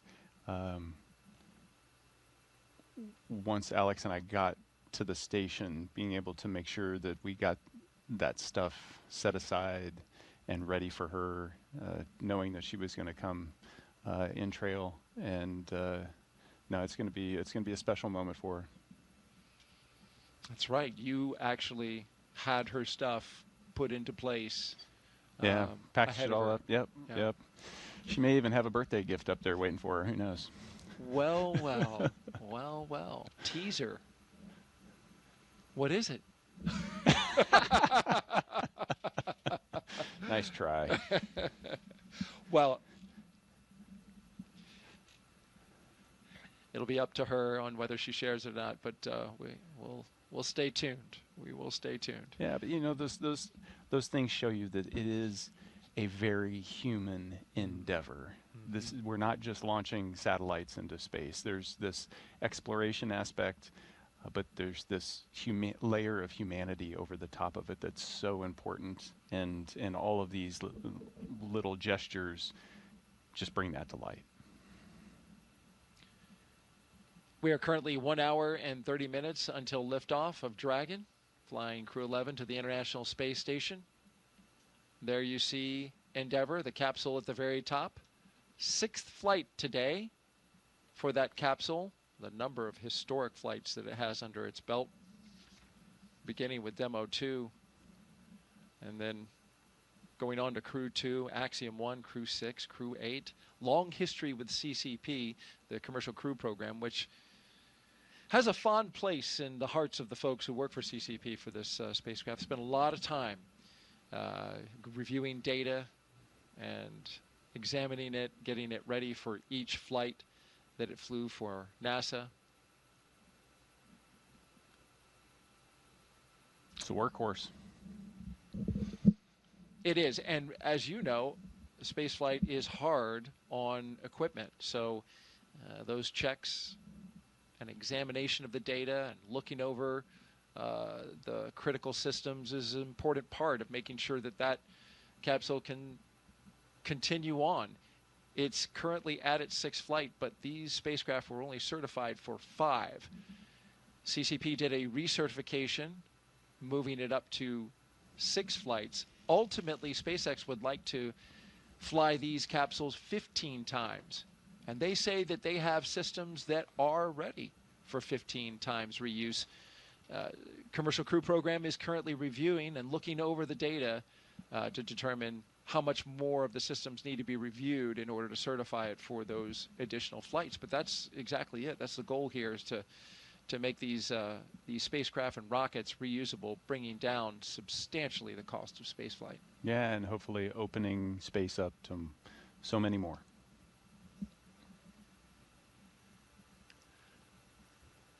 As we wait for the upcoming joiner, less than 20 minutes away from joining our friends with SpaceX, as they will continue on with us in our launch coverage.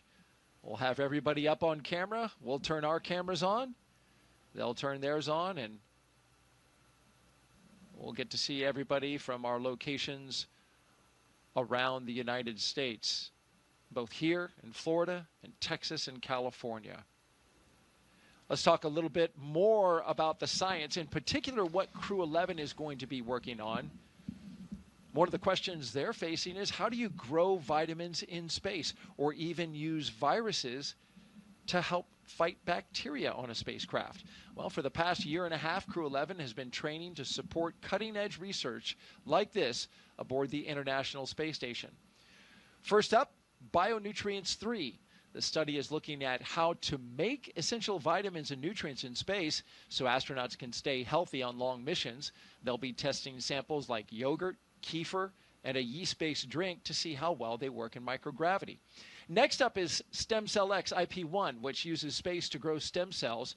These stem cells can turn into any type of cell in the body and could one day help treat diseases like cancer. Growing them in microgravity may produce more volumes of cells, mass producing them, and better ones than we can make on Earth.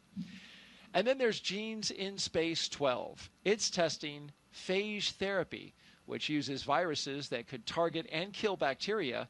It could be a powerful alternative to antibiotics, especially in space, where infections can become harder to treat. Some really fascinating research happening on board station.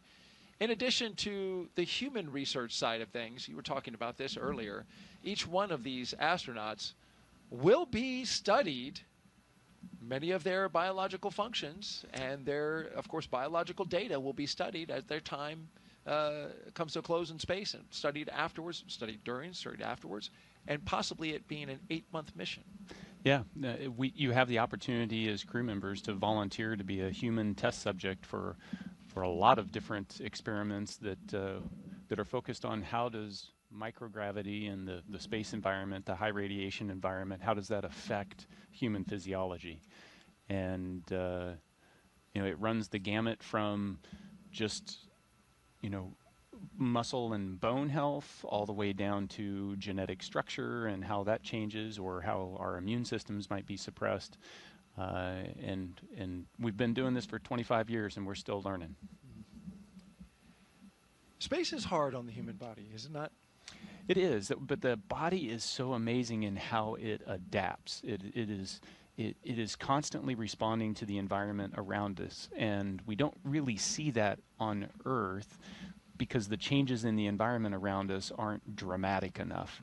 But when you pull us out of Earth and put us into space, that dramatic change, you get to watch your body respond to all of that, whether it's spinal growth and straightening that causes you to grow a little bit taller, whether it's the fluid shift and the pressure distribution within your vascular system is more balanced, and you feel that in your head. It goes even to the way you perceive the environment around you and your mental predictions of how things behave. You start to predict and think in weightlessness. All of that adapts, and you've got a front row seat for it, so it's pretty amazing. Literally experiencing the changes happening within your own body. Jessica Muir says she came back and she could actually see better than she did before because of that, the pressure of microgravity exerting differently on her eyeball than it does under being back on the Earth with regular gravity. Yeah, and we're still trying to understand the root source of why those changes in vision happen, why the changes in our eyes occur. I wish I had her problem, because now I'm wearing glasses as a result of that. So it can go both ways. It can cut both ways. Okay. And who knows, Nick, you might have been bound for glasses anyway, no? Well, I mean, everybody is at some point. Right. You just called me old? Is that what happened? It was very subtle. You did catch it, though. Yeah, I did. T-minus 1 hour and 23 minutes. I'm Daryl Nail with NASA Communications, and I'm joined by Nick Hague, NASA astronaut and Brigadier General with the Space Force. We have social questions. Keep them coming. We've had some great ones so far. Just use the hashtag AskNASA and send us those questions on Facebook, X, YouTube, and Twitch. We've got a person who's monitoring our social feeds right now, looking for great questions. And here's one from Joshua R. Collins. Does the whole crew have the same doctor, or does each crew member have their own? Is it their regular personal doctor or a NASA medical team doctor? So each space agency provides a medical team to support their astronauts or cosmonauts. So you'll, for Crew-11 in particular, you're going to have a NASA flight doc team of a surgeon, flight surgeon, primary and deputy, that will support Zena and Mike. And then you're going to have separate medical teams supporting Kimiya and then a Roscosmos team supporting Oleg. Those, in the NASA, if I look at how NASA supports us with medical, the personal doctor is your flight doctor. And so the person that sees you day to day for the years leading up to your mission is the same person that is supporting you throughout your mission, and then after your mission when you're rehabilitating and then beyond. And so that flight medicine team is one of those key relationships that you develop once you join the astronaut corps. A flight surgeon for each space agency, and they go with them until they get to the pad, and then they break off. They're there, standing not too far away, just in case they are needed for any reason. But those, exactly as you said, those flight surgeons standing by. Give you a couple upcoming milestones. T-minus 47 minutes. We're going to get an LD brief. That's from the launch director at SpaceX, and we're monitoring weather conditions along the abort corridor. Also keeping an eye on the winds here locally. They've picked up a little more than were initially forecast. At T-minus 1 hour, just about 20 minutes from now, the closeout team will depart the pad. That was the team that was getting the crew all ready inside the spacecraft and then sealed up the hatch. They will depart. It'll just be the crew out there on the pad. It'll be them and Dragon Endeavour that you see right there at the top. We've talked a lot about this capsule today. It's taking its 6th space flight.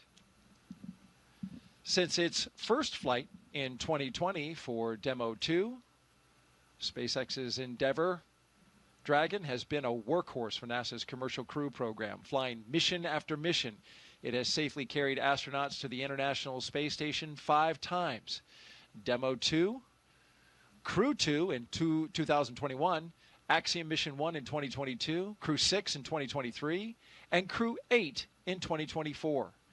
In all, Endeavour has flown 9 NASA astronauts, 3 space tourists, 2 Roscosmos cosmonauts, 1 retired NASA astronaut, 1 ESA astronaut, and an Arab astronaut from the UAE to and from the International Space Station. Crew-11 marks Endeavour's 6th mission, the flight leader to the ISS. And we leave you now with dancing from Crew-1. Apparently choreographed as well. Look at that. Yeah, they had their act together. What choreographed dance moves did you do, Nick? Don't dance. That's one thing that don't didn't. Dance. That's one thing that didn't translate into space. Yeah, I don't dance on Earth, and I didn't dance in space. But you can do somersaults and flips and twists, though. Yes, especially as you're zipping around that space station. I mean, it's fun. Yeah, oh man, it's like, it looks like it. Every dream you had as a 5-year-old of flying around, and you get to do that every day. I used to dream that as a kid so often that I could just flap my arms and fly. Yeah. It was a recurring dream that I had, and sometimes I woke up really actually believing that I could fly.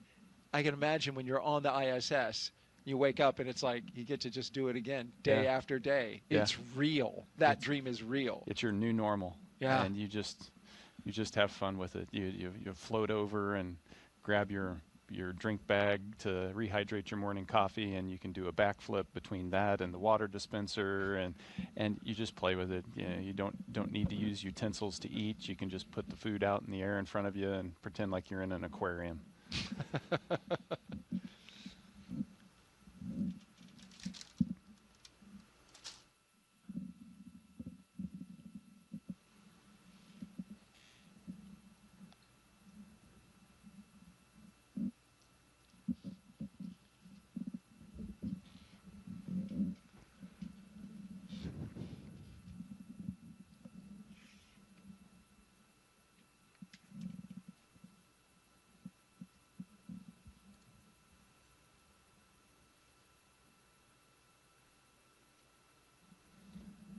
So those flags were hanging dead for a while, but they're blowing again. Yeah, that's the breeze that the forecasters looked at the charts and the data that they have around all the instruments that we have around the Kennedy Space Center.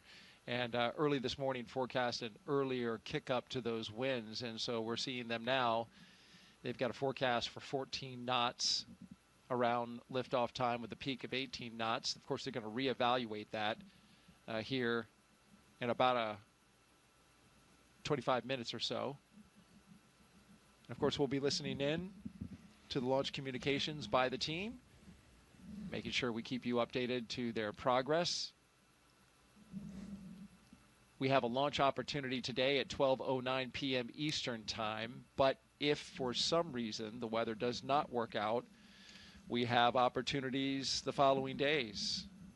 Tomorrow, on Friday, August 1st, where we have an 85% go for weather, with the only concern being potential cumulus clouds like we're seeing today. The only thing there is that the ascent corridor goes up in terms of its risk, because there is a trough of disturbed weather coming across the country, and we'll be out into the Atlantic by then. So that is something that they'll have to monitor. That's why today is such a perfect spot, because that is low right now. That potential concern is at a very low state. So fingers crossed that we continue to have green conditions. We're green at the moment, and that's a good sign.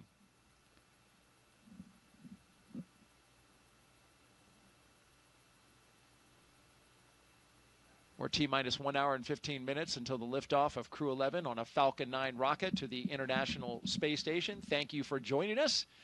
Whether you're watching online or streaming, we are glad to have you here with us as we get ready to launch 4 humans to space from the Kennedy Space Center in Florida. Crew-11 will be the latest crew to fly as part of NASA's Commercial Crew Program, which uses private companies to transport people to and from the orbiting lab from U.S. soil. Those people, NASA astronauts, like the one sitting right next to me right now, Nick Hague. It's been a great countdown so far. Weather is 90% go. We've got the excitement picking up as we draw closer to our T0.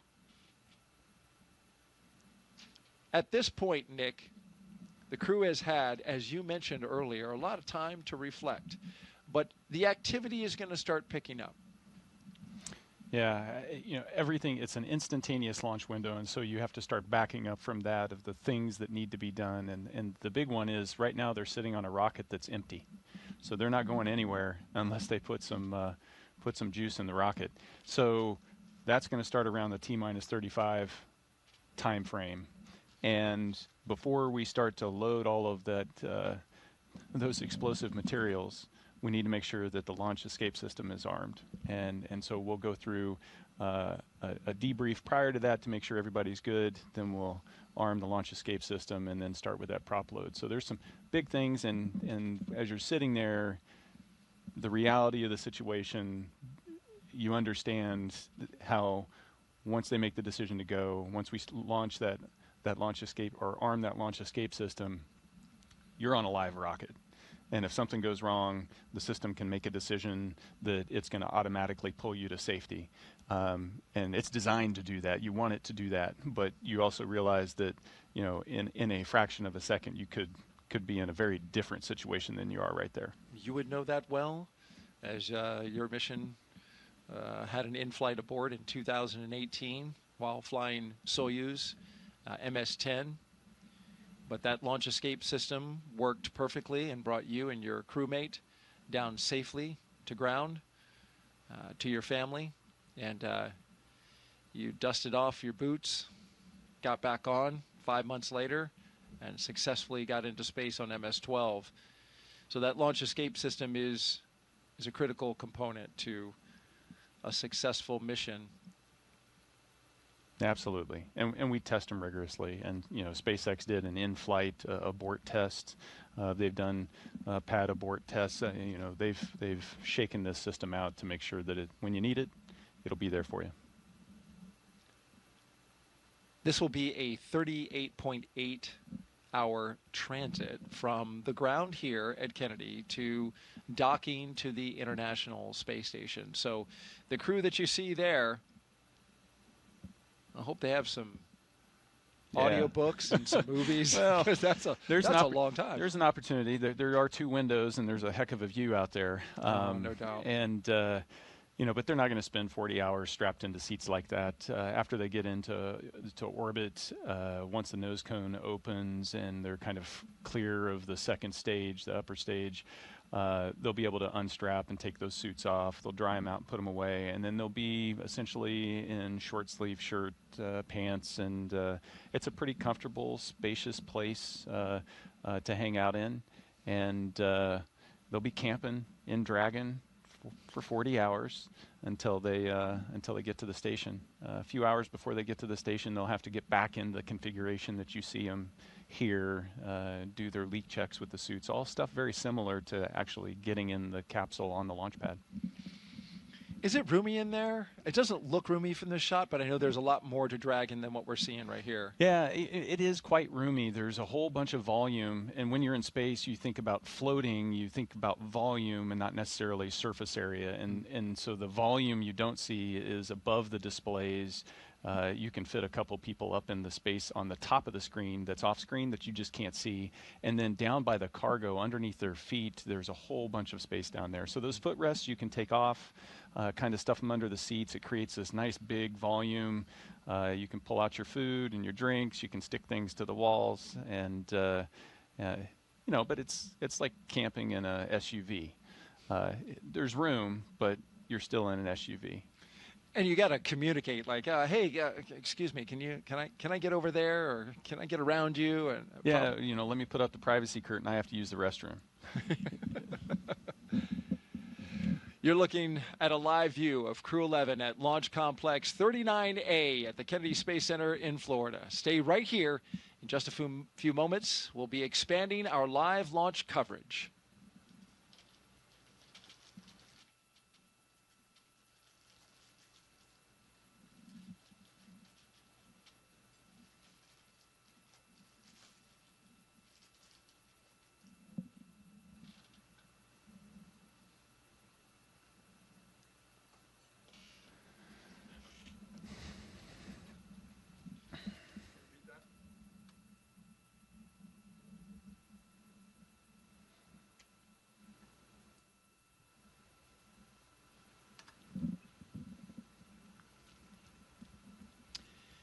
Good morning. You're watching live launch coverage of NASA and SpaceX's 11th rotational flight to the International Space Station. I'm NASA's Daryl Nail, joined once again by NASA astronaut Nick Hague, who's been with us for the past 3 hours.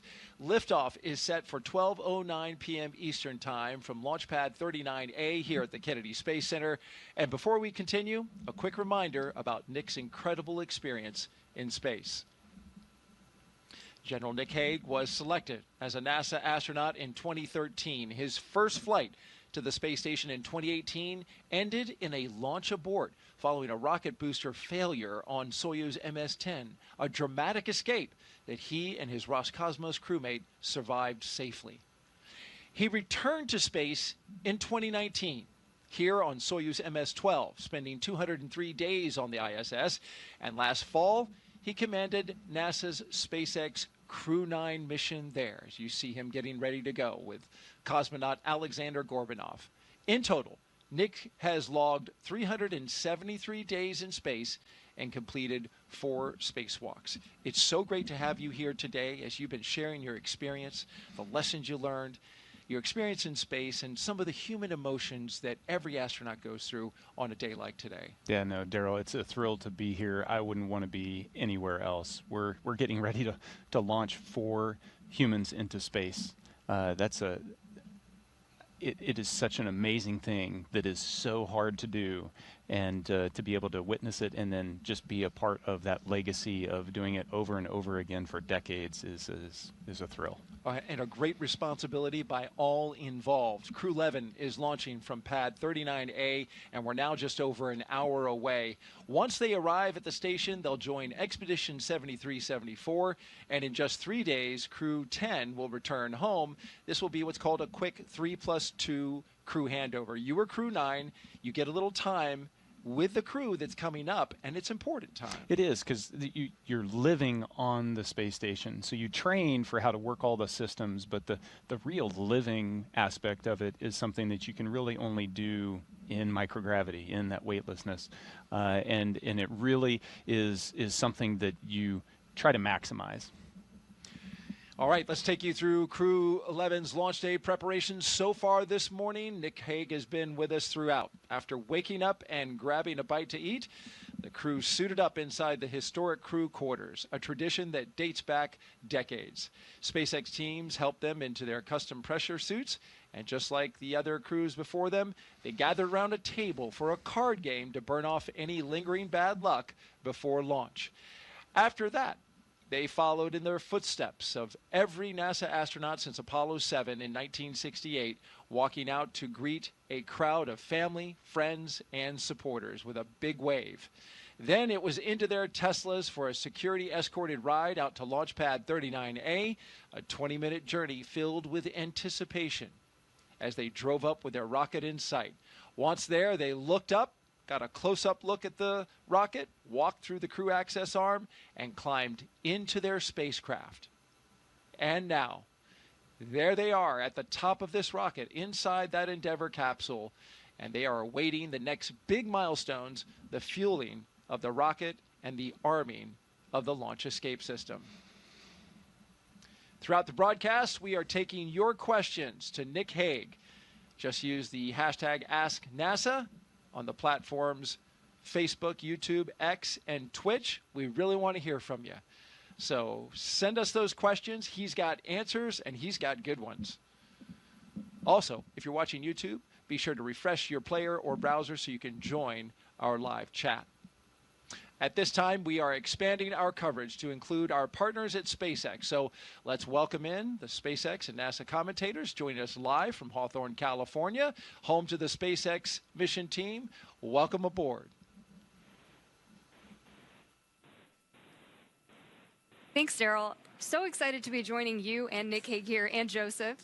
I'm Somi Srivastava, a certification engineer here at SpaceX. And I'm Joseph Zakshevsky with NASA Communications, and you're absolutely right. It's a thrill to be here today and exciting to be joining you again from Mission Control here in Hawthorne as we count down to liftoff of Crew-11 just over an hour from now. Crew-11 is our 11th operational mission with SpaceX, flying astronauts for long-duration missions to the International Space Station, and the 12th as a part of NASA's commercial crew program with SpaceX.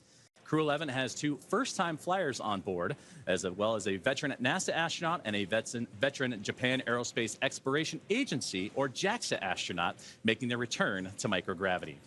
The multinational crew also represents 3 different space agencies: NASA, JAXA, and Roscosmos. Today's crew will fly aboard Dragon Endeavour, which was the first operational Dragon to carry crew on board during SpaceX and NASA's Demo 2 mission in 2020 with astronauts Bob and Doug. Endeavour has been pretty busy since then, having also flown NASA's Crew 2 mission, AX-1, and NASA's Crew 6 and Crew 8 missions. This will be the first Dragon to fly 6 times. Overall, for the Dragon fleet, this will be Dragon's 49th visit to the space station and its 19th human spaceflight mission overall, and the 5th Dragon flight just this year. Now, over the last 3+ hours, Crew-11 has been going through all the detailed process of getting ready for their mission, as you've been following along with Nick and Daryl from the Cape to the International Space Station. So let's introduce you to the crew. In the commander's seat is NASA astronaut Zena Cardman, who will be conducting her first spaceflight. She holds a Master of Science in Marine Sciences from the University of North Carolina, Chapel Hill. Cardman has experience with NASA research in the Canadian High Arctic and has supported real-time station operations and lunar surface exploration planning. Now, to the next of Zena is going to be pilot Mike Fincke, a veteran of 3 space flights. Fincke has completed an impressive 9 spacewalks, totaling 48 hours and 37 minutes of the time spent outside the orbiting laboratory. And he's also spent a total of 382 days in space, and Fincke is certified pilot for the Boeing Starliner, as well as SpaceX Crew-Dragon, a part of the NASA's Commercial Crew Program, as well as the co-pilot and flight engineer on Soyuz, and a mission specialist on the Space Shuttle, STS-134, that was Space Shuttle Endeavour, and fitting that he flies on Dragon Endeavour today. Serving as a mission specialist, or pardon me, Sonia, serving as a mission specialist is going to be Japan Aerospace and JAXA astronaut Kimiya Yui. Yeah, and today's flight will be Yui's 2nd trip to the space station. He was selected as an astronaut by JAXA in 2009 and has logged 142 days in space. And to round it all out, Roscosmos cosmonaut Oleg Platonov is also serving as a mission specialist and was selected as a cosmonaut in 2018 and will be making his first space flight today. Now, as we get closer to 1 hour away from liftoff, let's take a look at what's going to be happening with Crew-11 once on board the International Space Station. Crew-11 will briefly become members of Expedition 73 and then Expedition 74 in the fall. Following departure of Soyuz MS-27 spacecraft, that's when the expeditions will change over, and that departure will feature NASA astronaut Johnny Kim. They'll also conduct space station maintenance and scientific research to understand plant cell division, finding alternatives to antibiotics and microgravity, investigate producing essential nutrients on demand for long-duration missions, and study how spaceflight affects human physiology and psychology. The crew will also engage with students worldwide via the ham radio and use its existing hardware with newly integrated software to test a backup lunar navigation solution. So as the crew continues to prepare, as does the team on the ground, let's check in with another member of our broadcast team, Ronnie, here with SpaceX for an update on all things on the rocket, the capsule, the crew, and more. Ronnie? Thanks so much, Joseph. I'm Ronnie Foreman, a senior sales manager, joining you today from the SpaceX Statics Desk.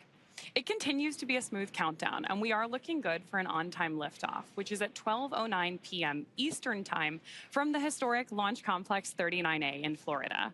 Now, coming up here in just about 15 minutes, we're going to be listening in for our team to report our final readiness for propellant load with a final go, no-go poll. Of course, here on the ground, teams will be staffed around the clock in mission control, which is just behind me here in Hawthorne, to monitor Dragon and the mission, not just today, but throughout the entire mission, from liftoff to Crew-11's arrival at the space station, all the way through splashdown when our astronauts return home. On console or on headset in mission control, as you can see on your screen right now. Tank isolation valves to equalize low flow pressure.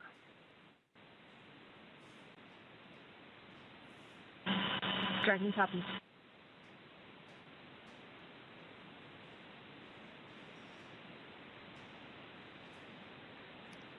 So we've got some good live action there from our teammates in mission control. The mission director is the one in charge of the room and tasked with making those real-time decisions that ensure mission success. The person we just heard talking to the astronauts is the crew operations and resource engineer, who we'll refer to as the core throughout the broadcast. Our 4 additional team members are focused on vehicle systems, including avionics, navigation and control, software, propulsion, life support, and communication with ground support teams. Apart from mission control here, our Falcon 9 team is currently located in the Launch and Landing Control Center at Hangar X in Florida. So with less than an hour until launch, we are settling in for final checkouts, propellant loading, and launch. Back to you, Joseph. Thank you very much, Ronnie, and thank you for those updates as we are getting that live action in real time, and we'll continue to monitor those communications with the crew and everything surrounding Crew-11 and their launch here today. Now, NASA has its own team members at NASA's Mission Control Center in the International Space Station's Flight Control Room, and that's in Houston, Texas, where another teammate of ours for today's broadcast, Sandra Jones, you've heard from her earlier. That's where she's located and has been busy preparing the International Space Station for Dragon's arrival. Now, the team in Houston is currently working through their go, no goals and looking to confirm that the station is ready to receive Dragon Endeavour and the new crew. Now, following liftoff for the flight today, it's going to take about 39 hours, you've heard about phasing, so a good stair-step journey to get to the International Space Station with Dragon flying autonomously the entire way.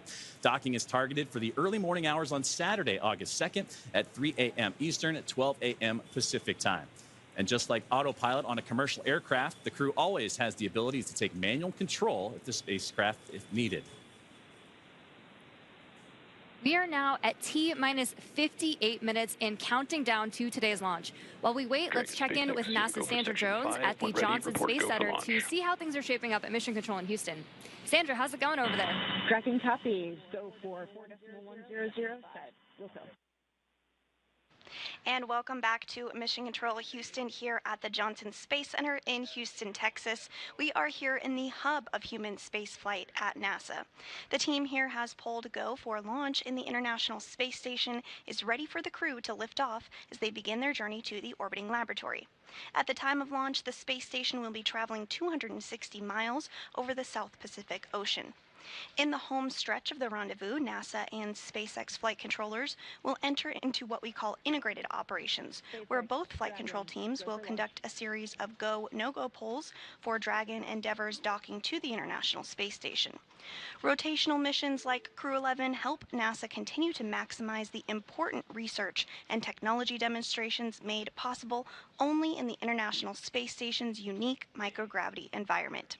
The space station is critical for NASA to prepare for future commercial low Earth orbit destinations and to understand and overcome the challenges of long-duration spaceflight necessary for a long-term presence on the Moon and crewed missions deeper into the solar system, including on to Mars. Now, here's a closer look at the mission and what Crew-11 will have to look forward to during their stay aboard the International Space Station.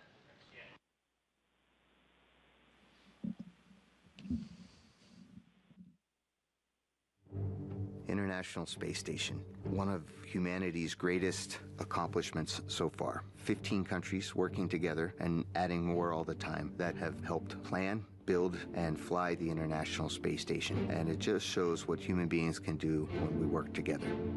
As Crew-11, we are about to launch on board a Dragon spacecraft to the International Space Station. We are actually continuing ISS mission almost a quarter centuries. Right now, crew members are working very hard on the ISS, so we got that result, and actually we do more researches, then pass that information to Crew-12. Конечно, исследования на Международной космической станции, как я считаю, они очень важны, и они являются ключевым звеном в развитии технологии, науки и всей цивилизации. И все самое лучшее из космоса всегда приходит рано или поздно на Землю в виде новых открытий, новых приборов, возможностей и технологий.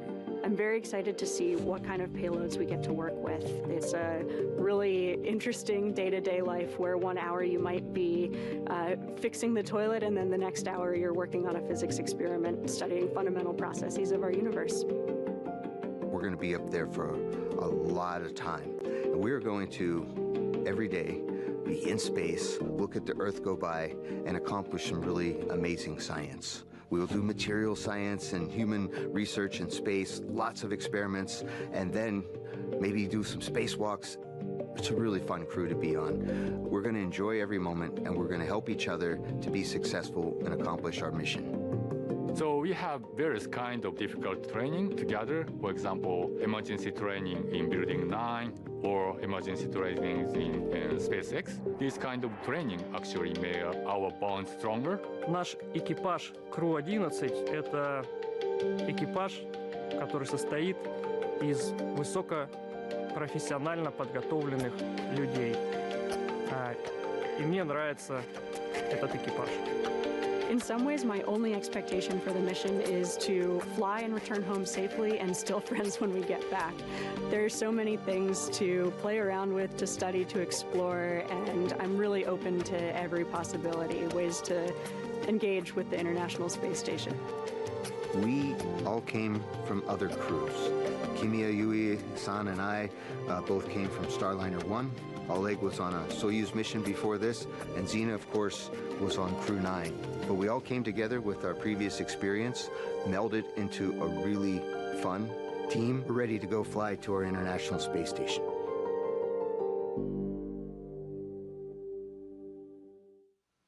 And we're back at the Kennedy Space Center in Florida as we have a beautiful shot from our flight helicopter right there of the vehicle assembly building. The Artemis 2 mission, the rocket inside, will launch early next year. 4 astronauts around the moon. But we are focused now on that launch pad that you see right ahead of us, which is Launch Pad 39A and the Falcon 9 rocket with the Endeavour spacecraft on top of it. We've got 4 astronauts inside right now getting ready to launch to the International Space Station. And we've got Nick Hague, NASA astronaut, with us, co-hosting our launch broadcast today. And Nick, we have questions for you that have been coming in from social. Would you like to take a few more? I'd love to take a few. Been doing a great job so far, so let's put that next question up on the screen. This is coming in from #AskNASA. During CRS missions, these are cargo resupply missions with Dragon, I noticed that most of the time there is cargo in the trunk, but I never see any of the trunk during crew missions. Why is that? Yeah, the crew missions fly up with an empty trunk, and that's really a mass constraint so that we can get those people up there. People require a lot of clothing, they require a lot of food, and all of those supplies have to get on, and so that comes at the expense of something in the trunk. Great answer. T-minus 51 minutes and counting, and now we're counting down to the moments before we arm the launch escape system and start fueling the rocket. But before we do that, let's send it over to NASA's Tony Jaramillo, who is standing by live at one of the best viewing locations here at the Kennedy Space Center. She's joined by NASA's Acting Administrator, Secretary Sean Duffy. Tony? Hey, thanks, Daryl. That's right. This is one of the best viewing locations where our guests have an amazing view of the rocket at the launch pad. Off to my left here, and joining me is Secretary Sean Duffy, NASA's Acting Administrator. Secretary Duffy, did you have a chance to speak to the crew before they headed out to the launch pad? I did. I was behind the glass yesterday with them. Again, I would tell you, they're right out of central casting. So smart, so personable. Especially Mike, who actually flew on the shuttle missions. But this is Zena's first trip into space. So yeah, I got to talk to them. And again, they seemed a little nervous, but really, really excited. And today is the big day. I think they're just waiting for the launch and getting to the space station. Absolutely. We're all getting ready for that launch.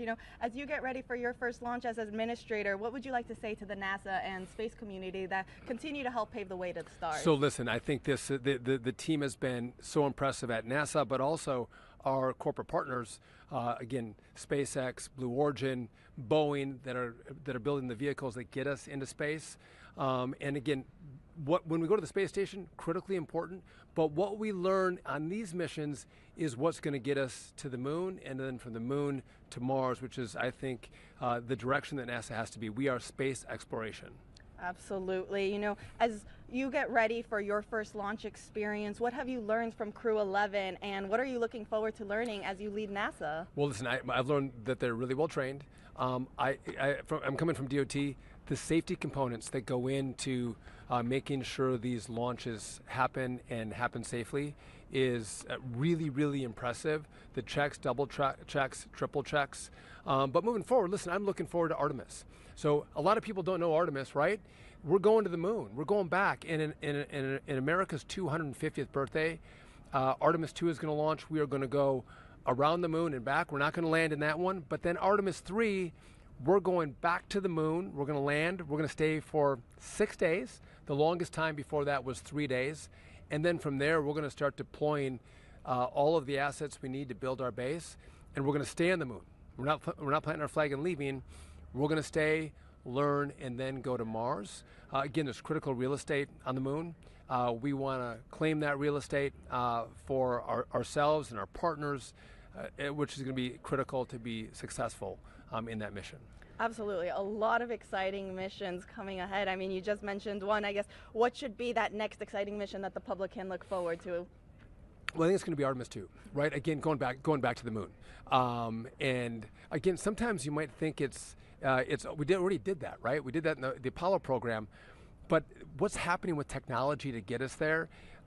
It's revolutionary. And what I love is sometimes people will go like, well, what does this mean for us on Earth? Why are we doing this? Well, there's the exploration point of being an American, and that's what we do. We explore. We were pioneers. But also what happens with our scientists, our engineers, the machinists, the welders, the jobs that are created, and the quality and innovation in rockets that are happening in America, and the time frame in which we can produce them is amazing. And we have great competition. Obviously, this is a SpaceX. So over here, it's a SpaceX rocket, which they have been remarkable.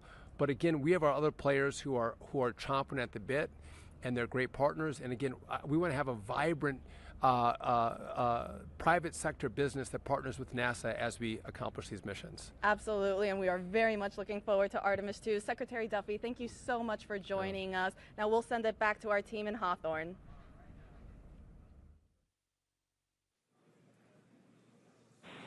Thanks, Tony. That was an awesome interview with Senator Duffy. We are also really excited to see what Crew-11 does and accomplishes on their mission. But now let's bring it back to Mission Control here in Hawthorne, and the teams are continuing to prepare Falcon 9 and Dragon for launch. Falcon 9 is the first orbital-class rocket that is capable of reflight. Together, Falcon 9 and Falcon Heavy have completed more than 519 launches and over 448 reflights.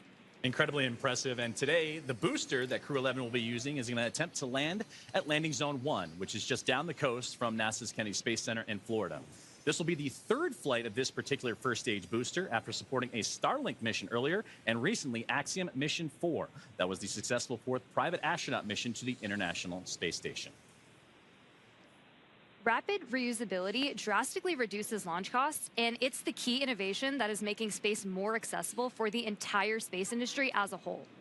While this young booster is on its third trip to space, we are working towards qualifying our fleet of Falcon boosters and fairings to support up to 40 missions each.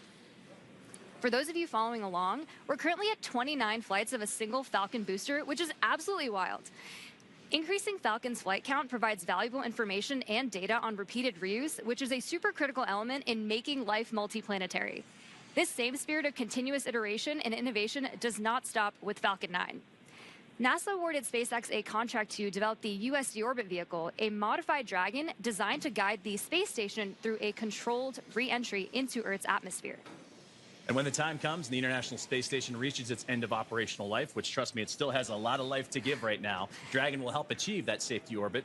During the CRS-31 cargo resupply mission, Dragon successfully performed a reboost test for NASA that demonstrated Dragon's ability to change the station's orbit, and we'll see a similar test coming up, and that'll help inform plans for the upcoming commercial resupply mission number 33 with SpaceX, where Dragon will fly an extended mission and repeat that reboost demo with a modified trunk called the Boost Trunk.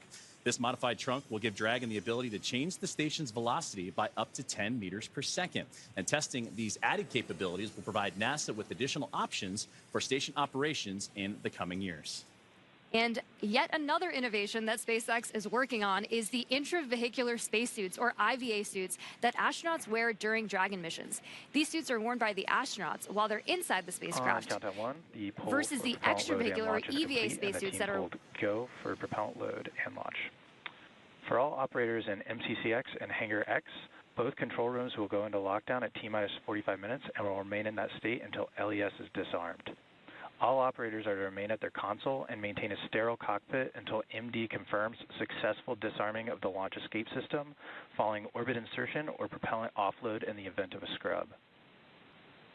For non-urgent no-go conditions, brief the CE or LD and they will approve aborting the count. For urgent issues affecting the safety of the operation, operators shall call hold on the countdown net. Launch control will abort the launch auto sequence immediately and proceed into launch abort. At T-minus 10 seconds, launch control will be hands-off and relying on automated abort criteria for the remainder of the count.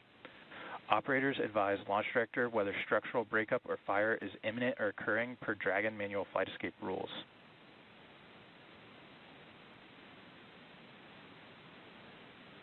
Launch Control, you may proceed with arming the crew arm for movement.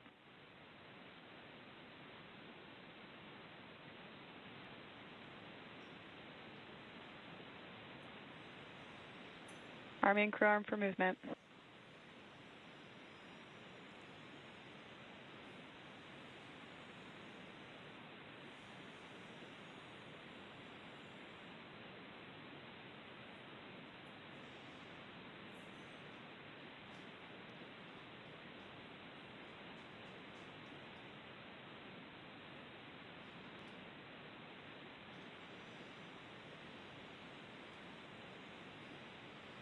Crew access arm retraction started.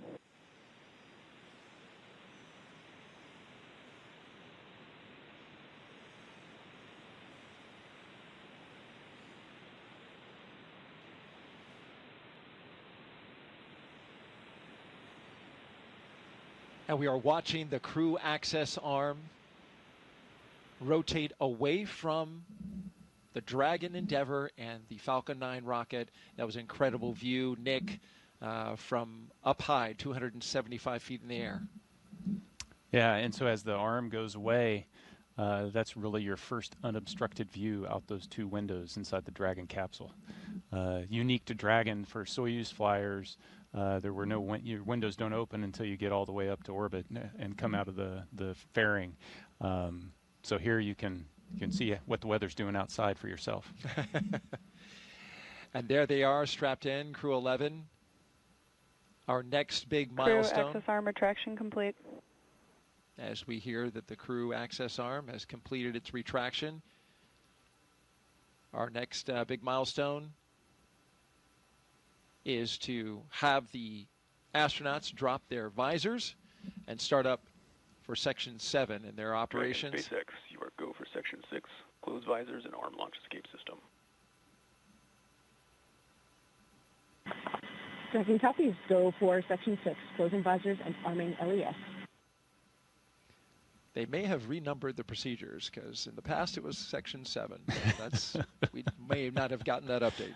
But this is a critical moment indeed. And that crew access arm, it can rotate quickly back to Dragon in this SpaceX, moment. Dragon, visors closed, arming LES. In this moment in between before they have the launch escape system fully armed. Right? Indeed. So the commands that are available to Zena and Mike at the displays, she's arming the launch escape system now. As that's armed, there's also a button that's going to show up that'll allow them to do an emergency egress, which will command that arm to swing over rather rapidly. And by the time you're out of your seat and ready to open the side hatch, the arm's in place so that you can get to the escape tower. From the escape tower, of course, they would zip line down to safety, to waiting vehicles, and then exit the Launch escape system is verified armed. The blast danger area. Now we have the launch escape system armed. This is a critically important system, Nick, that you actually had to use on one of your missions, MS-10, back in 2018, that saved your life and the life of your fellow crew member. It's part of spaceflight today. What does it provide for this crew in this moment? Yeah, in this moment, it's its safety net. So the launch escape system is constantly trying to determine, is everything going okay? And it does that with looking at a bunch of different parameters. But as long as those stay within bounds, it doesn't do anything. But if something changes, or if there is a handle that the crew can initiate the launch escape, if that's activated, then this is going to separate them from that rocket and get them to a safe distance. And it's from the point right now on the pad all the way until they're in orbit. They've got that continual safety net there to protect them. That capsule can get up in a hurry, too, as you were mentioning with these abort systems. They got to move quickly, going 436 miles per hour in a matter of 7.5 seconds. The Dragon can do that when it fires up its Super Draco engines if it were needing to get away from that pad in a hurry. Yeah, absolutely. You want to, we're about to load the rocket full of fuel and oxidizer.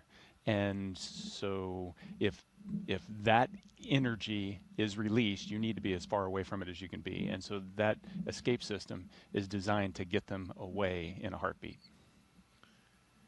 As long as everything continues nominally, it's our hope that that system will not be needed today. As we march towards loading those propellants Nick was talking about, that begins at T-minus 35 minutes and counting. Another big moment when they start flowing RP1, Rocket Propellant 1, which is a refined form of kerosene, similar to jet fuel, as well as that oxidizer that together produce that 1.8 million pounds of thrust to lift that rocket and the crew into space. Yeah, it's definitely an important moment, but it's also an exhilarating moment because this is when you start to hear the rocket come alive. The pumps and the fluid moving and the vibrations and it's, you know, Dragon starts to have a personality, if you will. Mm. You can hear those sounds, right? Valves moving and clicking. You feel it, yeah. You hear it, you feel it. T-minus 37 minutes and counting until liftoff. We're just 2 minutes away from beginning to load propellant into the Falcon 9 rocket.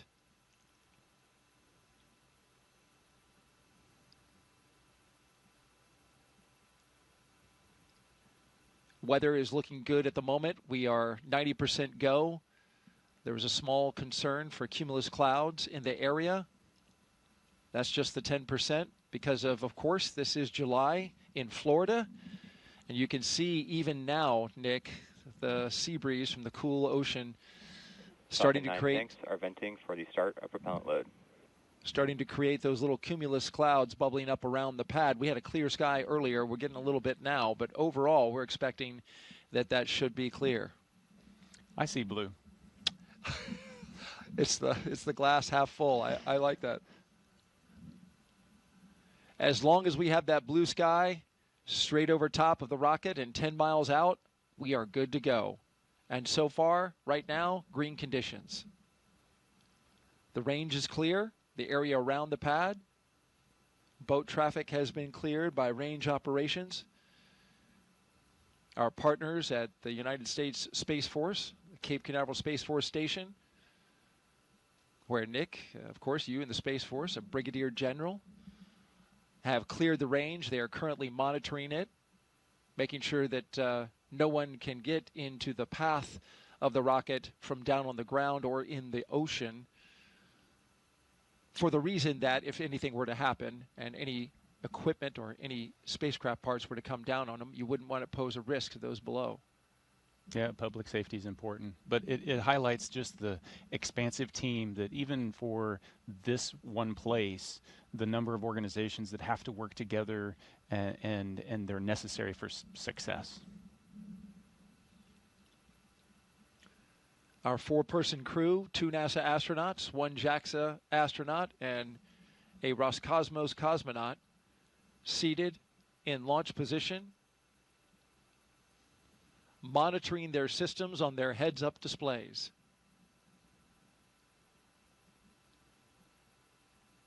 In the foreground on the right, that is a launch tower for Starship, the vehicle that SpaceX is currently testing and developing for use, among other things, in the human landing system for NASA. The launch auto sequence has started. And that's the call that begins the propellant flowing into the rocket. And now we are on an autonomous timeline counting down to 0 at 12:09 p.m. Eastern Time. This is a good milestone. It really signals that we're going to space.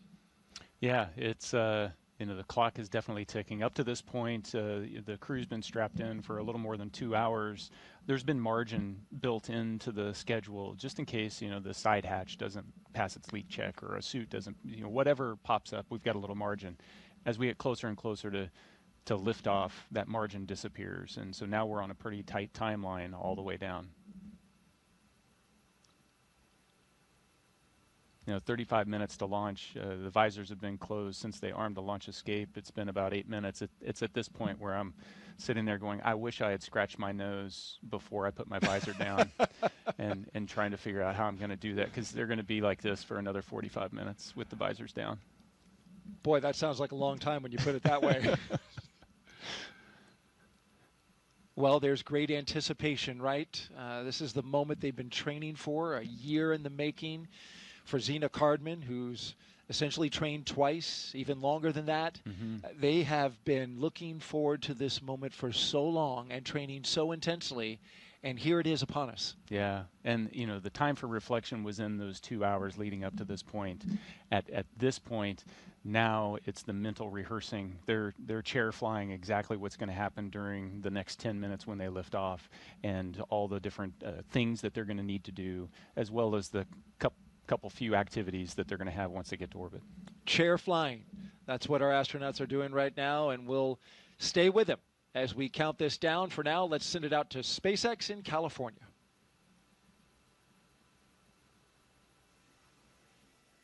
As Daryl mentioned, propellant loading of both RP-1 and liquid oxygen began at T-minus 35 minutes, right on schedule. And weather is our main watch item right now. But I am hearing from our vehicle teams that everything looks good for both Falcon 9 and Dragon.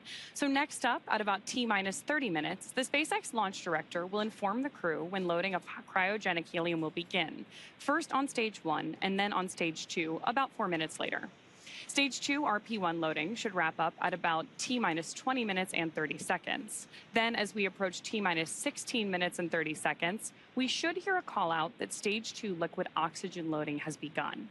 So with all of those consumables being loaded onto the rocket, if we have to call a hold for any reason at this point, like potentially due to weather, we would have to stand down and target our backup launch opportunity, which is tomorrow, Friday, August 1st, at 11:43 a.m. Eastern Time. That's because we have an instantaneous launch window today. So let's take a minute to do a little orbital mechanics 101. An instantaneous launch window means that we need to launch at exactly the right time, and that's driven by our planned rendezvous point, which is the location where Dragon and Station meet in space. Right now, the International Space Station is orbiting the Earth at more than 17,000 miles per hour, and Dragon needs to catch up to it. That means we have to deliver Dragon to the correct orbit. We do that by timing its trajectory relative to the orbiting laboratory so that they're both in the same place in space at the same time. A precise liftoff time is crucial for hitting that rendezvous point. Now, again, that means that at this point, if we hear a hold called, we'll be standing down and likely targeting that backup launch opportunity tomorrow. For now, though, we're going to go ahead and hand it back to Soumya and Joseph to talk to us about West Coast recovery. Soumya? Thanks for walking us through that, Ronnie. We are now at T-minus 31 minutes and counting, getting closer and closer to getting our Crew-11 astronauts into space. Once their mission is complete and it's time for our crew to splash down back on planet Earth, they'll be heading to one of several targeted sites supported by SpaceX. Until recently, Dragon recoveries primarily occurred off of the coast of Florida. This year, SpaceX moved Dragon recovery operations off the coast of California to allow Dragon to complete its deorbit before safely jettisoning the trunk over the Pacific Ocean. When they return, Crew-10 will be SpaceX's third crew mission to splash down in one of the new locations.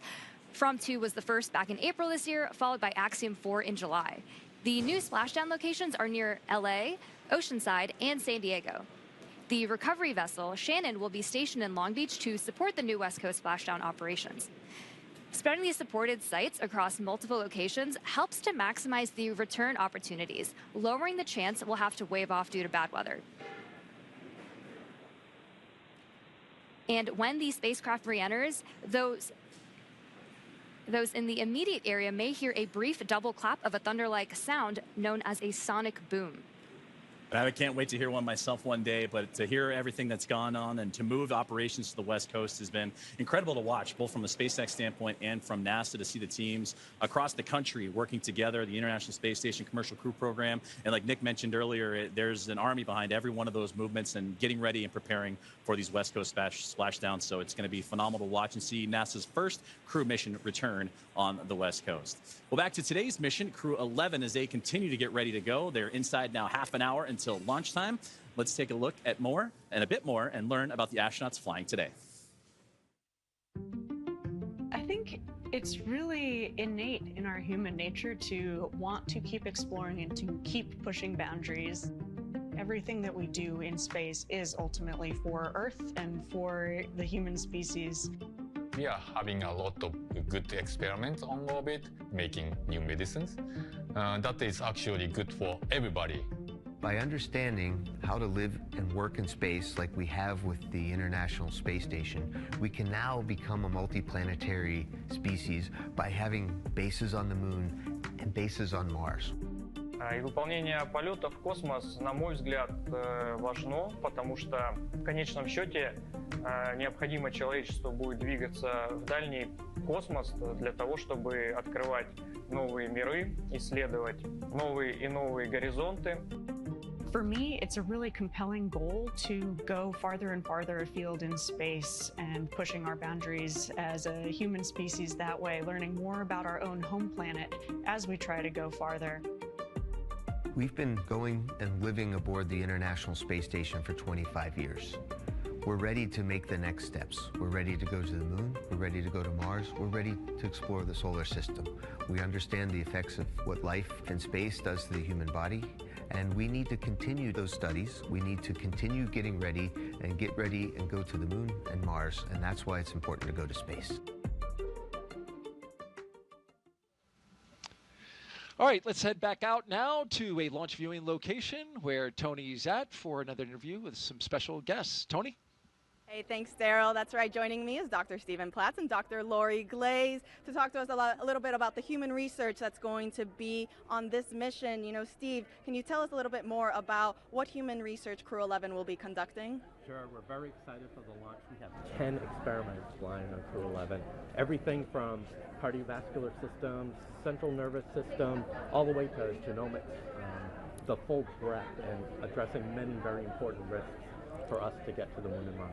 That's a lot. You know, speaking of the Moon and Mars, Lori, how does the human research conducted on Space Station help us for those future missions to the lunar surface and eventually Mars? I'm so glad you asked that question. You know, a lot of times we talk about the future, you know, we're going to explore the Moon and Mars. It's here. We are actually less than a year away from our first crewed launch, where we're going to send 4 crew out and around the Moon for 10 days and bring them back. And then about a year after that, we're going to land on the Moon. And we need to be ready, right? We need to be ready for the trips to the Moon and then eventually to Mars. Our crew are going to need to be able to thrive in an environment where they're in microgravity, perhaps for as long as a year. And then we're going to need them to perform on the surface of Mars under 1/3 gravity and do their exploration activities. So we really need to understand how they're going to react and respond to that environment. And the experiments that are being done on Space Station today, it's such a unique laboratory where the kinds of things that Steve's talking about, we can study physiological responses to bones, muscles, blood flow. Mental health is incredibly important part of this activity. And the experiments that we can do, for example, growing plants without soil, recycling water. If we have the ability to recycle water, maybe 98% of the water that the crew uses, that's less resources we need to bring along. And then sensors that can detect, for example, solar storms so that our crew can take shelter or protect themselves while they're on their journey. So again, the experiments that are being done are incredibly important to our planning, which, as I said, we're launching in less than a year. We need to be ready. That's right. I mean, a ton of valuable research that we are gathering. You know, speaking then on, you know, the research for Crew-11, Steve, I heard, you know, there's a new experiment that's going to Space Station. Tell us a little bit more about that. Yeah, that's called manual piloting, and what that is looking for is the ability for the crew to land a vehicle on the lunar surface. So we're looking at the sensory motor aspects, balance, cognition, some of the things that Lori was talking about, and putting them all together, and we have a simulator that actually moves in all dimensions and allows the crew to feel like they're actually landing a spacecraft. And we're doing that pre-flight. We have some devices on station where we can do in-flight measures as well as post-flight. So that will give us a great idea of what we need to do to prepare the crew to land on the lunar surface. That's great. I mean, you know, Lori, tell us a little bit more about those benefits of traveling then beyond low Earth orbit now. Well, the reasons we're going to the moon and eventually the ability to establish a permanent presence on the surface of the moon, a base per se that we can go back and visit multiple times, is the science that we want to conduct on the surface of the moon will be incredible. We're going to a place that is totally different than where the Apollo astronauts landed, so totally unique environment, different lighting conditions, different geology of the rocks. We anticipate there is water ice beneath the soil in some places near the South Pole where we're going to land humans for the first time ever. So we will be able to do incredibly unique science, but we'll also be able to continue the human research aspects for longer duration stays on the surface of the moon where we're trying to live and work, and that will again feed forward to help us be better prepared for Mars. Absolutely, a ton of exciting things coming up. Thank you both so much for joining us. Now we'll send it back to Daryl and Nick. Thank you, Tony. Crew-11's time in orbit will teach us how to keep humans healthy in space for the long haul. Meanwhile, on the moon-facing side of NASA's work, Artemis II astronauts, including Commander Reed Wiseman, are training for a very different challenge, a 10-day mission around the moon. And before they launch, NASA and the Department of Defense are making sure they know how to get them home, even in an emergency. Here's Reed with a behind-the-scenes look.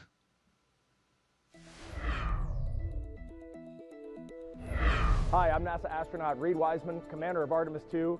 I'm here at the Kennedy Space Center in Florida, and as you can see, work is well underway for our next mission to the moon, both on land and off the coast. Back in June, teams with NASA and the Department of Defense used an area of open water off KSC to rehearse procedures for a possible rescue after an ascent abort from the SLS rocket. Instead of using astronauts, they used a set of test mannequins staged inside the crew module test article, a full-scale mock-up of the Orion spacecraft.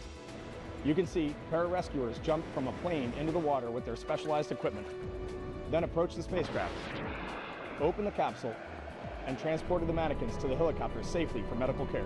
This was one of 2 emergency procedures they rehearsed should they need to rescue me, Victor, Christina, and Jeremy during an abort scenario. And back here on land, now that the upper stage integration is complete inside the vehicle assembly building, teams with NASA's Exploration Ground Systems have been running SLS integrated testing, where they powered up both the core stage and boosters for the first time in preparation for our 10-day journey around the moon. That's a look at your Artemis Moon Minute.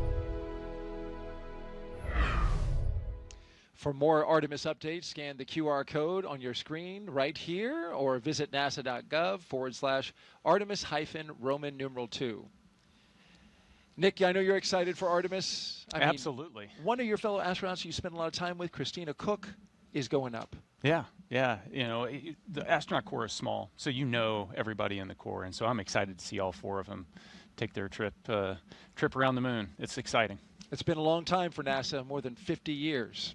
All right, now let's send it back to SpaceX in Hawthorne, California. Thank you very much, Daryl and Nick, and it was impressive to hear that interview and that Moon Minute, and it's amazing to see how interwoven what's being done with these crewed missions to the International Space Station and how they impact moving forward and the Artemis campaign. So incredible to see about how those 2 crews and how those 2 missions work together. Now, as we get back to today's launch, we're now approaching 20 minutes away in the countdown for NASA's SpaceX Crew-11 mission to the International Space Station. So let's take a look at Falcon 9 that's on your screen now, and that is a 2-stage rocket that is 29 feet tall and getting ready for liftoff, and again, approaching 20 minutes away. At launch time, it produces more than 1.7 million pounds of thrust. Sonia, that is impressive firepower. Yeah, and rockets like Falcon 9 don't use all that thrust just to go straight up. Early in flight, Falcon 9 performs a gravity turn, which is a smooth pitch maneuver. RP1 load complete. Hearing good callouts over the nets, which is a smooth pitch maneuver that tilts the rocket sideways to build up horizontal velocity. You may hear this callout about 10 seconds into launch as the vehicle is pitching downrange. And once the first stage completes its portion of the mission, it shuts down and separates. And a stage rocket like Falcon 9 sheds that booster to eliminate the weight and uncover the Merlin vacuum engine on stage 2. To reach orbit, the vehicle needs to go fast, hitting an orbital velocity of about 28,000 kilometers an hour. And that's just to keep it from falling back to Earth due to gravity. That's fast enough to lap the Earth in about 90 minutes or fly from New York to here in Hawthorne, California in under 10 minutes, which is about 7 times faster than the U.S. Air Force's SR-71 Blackbird. after stage separation, today's booster will be landing at Landing Zone 1 at Cape Canaveral Space Force Station. This particular booster will be returning to Earth for its third time. The second stage takes over from there, powered by a single Merlin vacuum engine, also known as the MVAC. With its extended nozzle and optimized design, the MVAC drives maximum performance, producing 220,000 pounds of thrust in the vacuum of space. On today's mission, we'll light that engine 4 times before deploying the final payload into orbit. Now, so much of what makes Falcon 9 remarkable happens in flight. SpaceX for countdown check-in brief.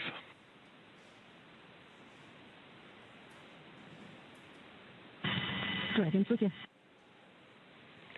Okay, Zena, we have healthy Dragon, healthy Falcon 9, just like last time, so prop load is proceeding nominally. We do have one watch item that has popped up. There is a pop-up storm cell that is just to the north of the pad. Currently not violating any LCCs, but we are monitoring this particularly closely as it's moving offshore. We'll let you know if it starts trending towards blocking launch today, but again, not expecting that at this time.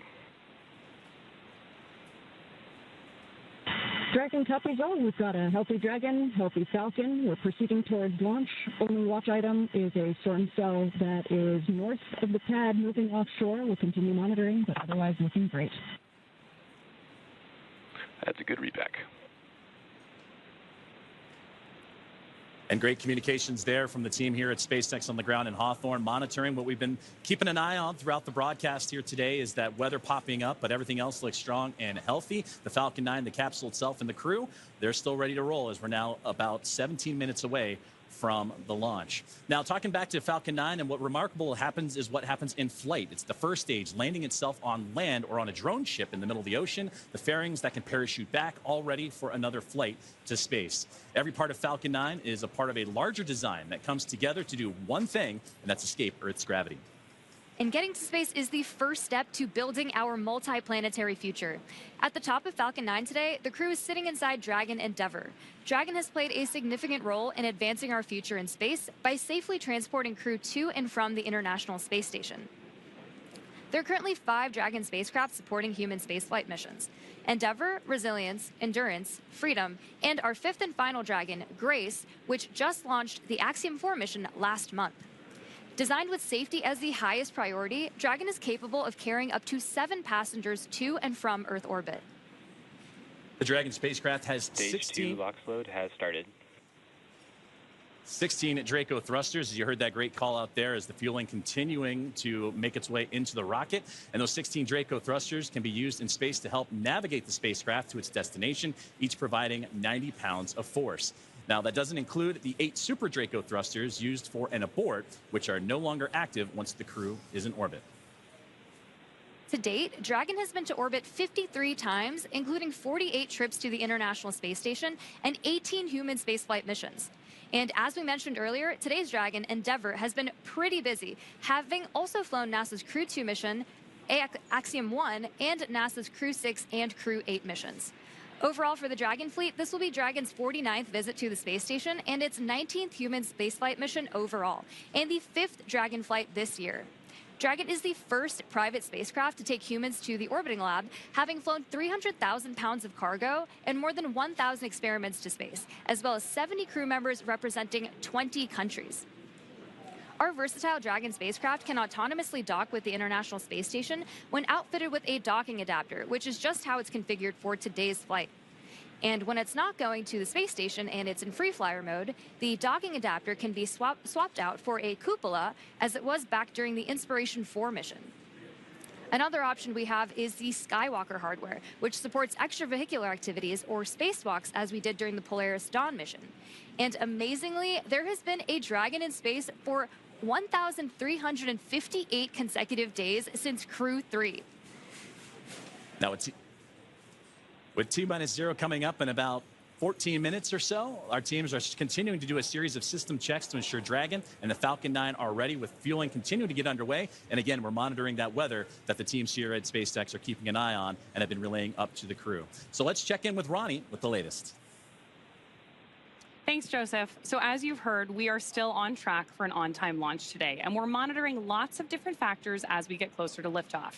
Most importantly, Both Dragon and Falcon 9, of course carrying our Crew-11 astronauts, continue to be healthy.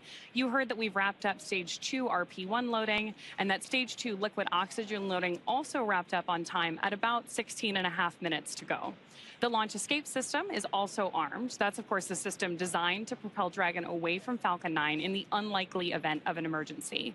And the Eastern Range is monitoring keep-out zones along the flight ascent corridor and is tracking no issues for today's launch. Weather continues to be a watch item, so we'll keep an eye on that. But for now, we are go for the 6th mission of Dragon Endeavour. It is a fantastic milestone for Dragon, and here at SpaceX, we could not be more excited. So to add a little something extra to our celebration, I've got our Dragon plush hanging out with me here in front of Mission Control. Now, this guy is not the zero gravity indicator for today's mission, but do keep an eye out for that once Crew-11 reaches orbit. This is, though, a fun nod to all the successful flights that Dragon has made, and all of the crews that we have been so lucky to work with. I think this is a great way to celebrate today's flight milestone, and I really have appreciated joining you all. Thanks for joining me at the status desk for all of our coverage today. With that, go Dragon, go Crew-11, and I'm going to hand it back to Sandra for status update from Houston. Thanks, Ronnie. That plush is cute. I'm going to have to get one for myself. Back here in the International Space Station Flight Control Room at NASA's Johnson Space Center in Houston, teams continue to work around the clock to monitor activities aboard the orbital outpost. Leading the team inside the room today is NASA Flight Director Scott Stover. The team in Mission Control and the team in Hawthorne, as well as the astronauts aboard the International Space Station, will track the autonomous docking of Dragon Endeavour when they enter into joint operations.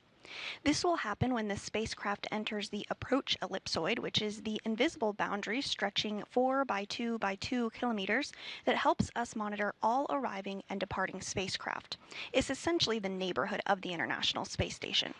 Once docked, crew members in both Dragon and aboard the International Space Station will perform a series of leak checks and then will work to open the spacecraft's hatch for Crew-11 to float into the space station and begin their stay.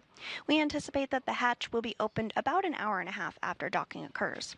When they enter the orbital outpost, crew will be greeted by the rest of the Expedition 73 crew and will come together for opening remarks. But for now, that's going to be all from us here in Mission Control for today, as the anticipation continues to build for launch in less than 20 minutes from now. So, how's it looking on the Space Coast, Daryl? Well, we've got a mix in the weather. There's some clouds that are building, but so far still looking good, okay, for launch. It's a watch item at the moment, and so we're keeping our eyes to the skies.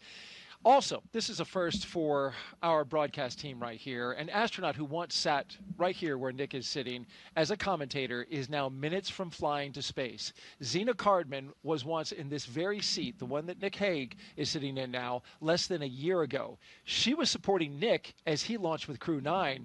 She was originally set to command that mission, but when Crew-9 had the shift and had the change up of assignments, she had to step back to help get the team off the ground. And here's what she said, Nick, after watching you and your crew go into space. Every crewed launch that I have ever watched has really brought me a lot of emotion. This one today was especially unique. I think it was hard not to watch that rocket lift off without thinking, that's my rocket and that's my crew. But I also know that I'm not the only person who can think that.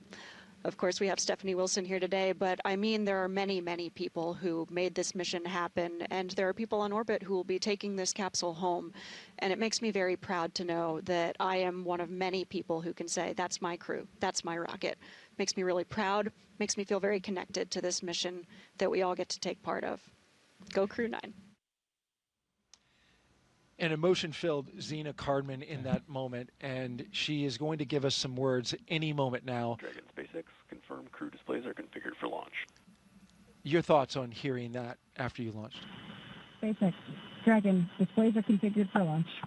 It is our honor, our privilege, and our choice to take part in something much greater than any individual, but it's the individuals who make this endeavor great.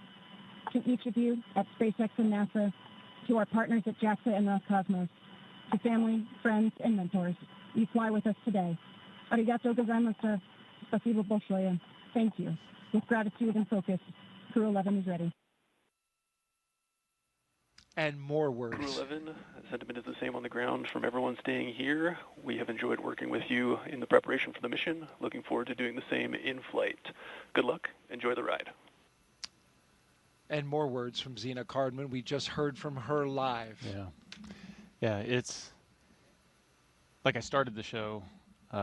There isn't any place I'd rather be than here today. What Zena said is so true, you know, and it's this palpable feeling that, hey, that's my crew. Those are my friends. You know, hey, that's my commander. And just to be here and know that, you know, I've done my small part to help support them and along their way, and there'll be more support that happens in the future, and to be able to see behind the scenes everybody else that is contributing to that is that's what makes this all so special. Is it's not about the individual. Spaceflight has nothing to do with individuals. It's all about us working together.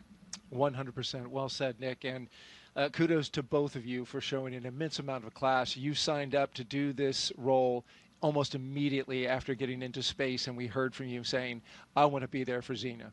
Thank you for being here. And go Crew-11. And so with just 7 minutes to go, a little over 7 minutes, we want to send it back to Hawthorne for the final countdown. Thank you, Daryl. Thank you, Nick. And those were beautiful words from Zena Cardman. You can hear the emotions behind them and what they're looking forward to getting ready for launch. And they say Crew-11 is ready. As you mentioned, about 7 minutes and change to go until we have liftoff, and we're still awaiting the final propellant loading to complete, and then we'll get into engine chill, and more milestones will be along the way. It's going to be about a 9-minute ride to orbit, and then Dragon in the second stage will continue to coast for a few minutes after that once the first stage and second stage have performed. You'll be hearing some of those performance calls as we get into that final countdown, and then after liftoff. These are SpaceX flight controllers reporting on the trajectory, speed, booster, and performance, and the key milestones, but there are some other calls that you'll hear the crew make as well, especially after liftoff. The crew will report out a few number and letter combinations which mark different abort zones throughout the flight up the eastern seaboard. The first two, 1A and 1B, are abort modes available. Has started. And right on cue for the engine chill that has begun. And those first stage abort zones, again, 1A and 1B for that first stage. Next are 2A through E. Those will come into play once the second stage kicks in. They'll only hear that 2A call. And diverting a little bit from the other naming systems, we'll hear the call Shannon, which refers to Shannon, Ireland. This means that the crew could target off the coast of Ireland if they needed to abort late in that second stage burn. You'll hear these different calls throughout the flight uphill along the way, and the performance callouts from the guidance, navigation, and control officer, and also the propulsion lead. So we're coming up on T-minus 6.5 minutes. We heard that the engine chill is started, and that means that that small trickle of fuel making its way into the engine to prime it Stage for 1 fuel load launch. complete. So we already heard that stage 1 engine chill has already started, which is a key process that prepares the engines for flight. Right now, the prop in the tanks is isolated from the engines. Sorry. The prop in the tanks has already started trickling into the Merlin engine pumps as the engines are chilling for the start sequence. And we do this because the super chilled and densified liquid oxygen is really, really cold. And we use this process to bring the engine hardware down to a cooler temperature before flowing all of the LOX and propellant into it during flight. At liftoff, Falcon 9 is consuming 700 gallons of fuel per second. So engine chill helps us to prevent thermal shock and ensures nominal engine performance. Shortly, coming up, we should also hear the call out for stage 1 RP1 load completion. As you mentioned, engine chill is now underway. We're getting ready for those next call-outs that'll be coming up here shortly, as we are now almost 5 minutes away from liftoff, and that's where they're going to configure for terminal count. And that will be a call for Dragon to configure to terminal count and transition into internal power. Falcon 9 tanks are pressurizing for strong back retract. And at this point, the Dragon onboard is computers configured for terminal count. Perfect, right on schedule, and those onboard computers now taking control of the spacecraft. You also heard the call out for pressurizing to give extra structural stability for the rocket as it makes its way uphill. So we're approaching now 4.5 minutes away, and then around that time, you'll hear, you mentioned it there, the strong back retract, and that'll allow provide access to Falcon 9's fueling lines and umbilicals for prop load and different gases being loaded on board. But right now, everything's starting to wrap up, and Somya, it's exciting to get to this. Strong back retract has started. Exciting to get to this point of the countdown. countdown. As you heard it right there, the strong back retract is on its way.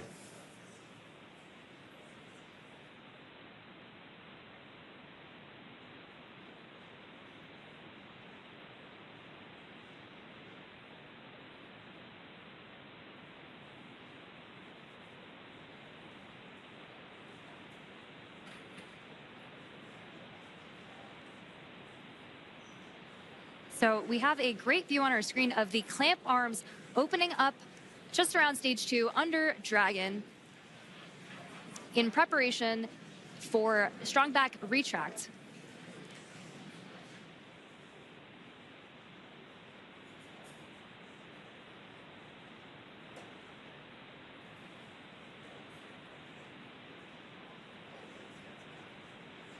We have some really great views on our screen of that happening right now. And you can see it just moving ever so slightly away from Falcon 9 and the Dragon spacecraft, those clamp arms opening. And again, those late stages, those fuel lines starting to wind down their fueling procedures as we're about to hit T-minus 3 minutes until launch.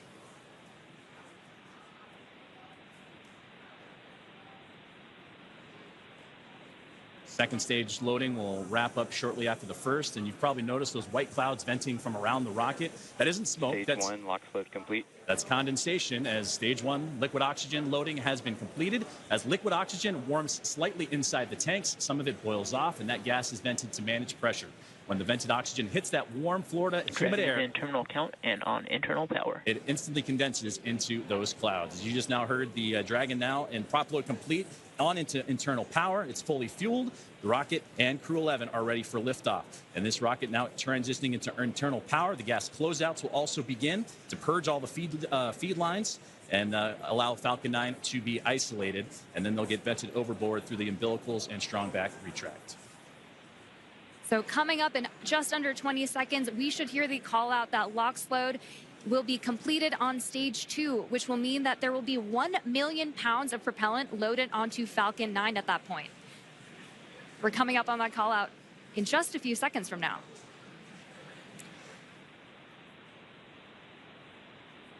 Stage 2, LOX load complete. Now that that's complete, we will vent down the TE, which will produce a white cloud off the side of the rocket, which is totally normal and expected. Dragon is in auto idle. Auto idle puts that rocket in a state the flight computers understand before it takes over. And that's making sure the transition to the final countdown is smooth and all the flight computers on board are in sync with each other and configured for launch. We're now 90 seconds away from Ground launch. gas closeouts have started. Expect loud venting. And there's the gas closeout that Soumya was just talking about. And now inside 80 seconds from the launch of NASA SpaceX's Crew-11.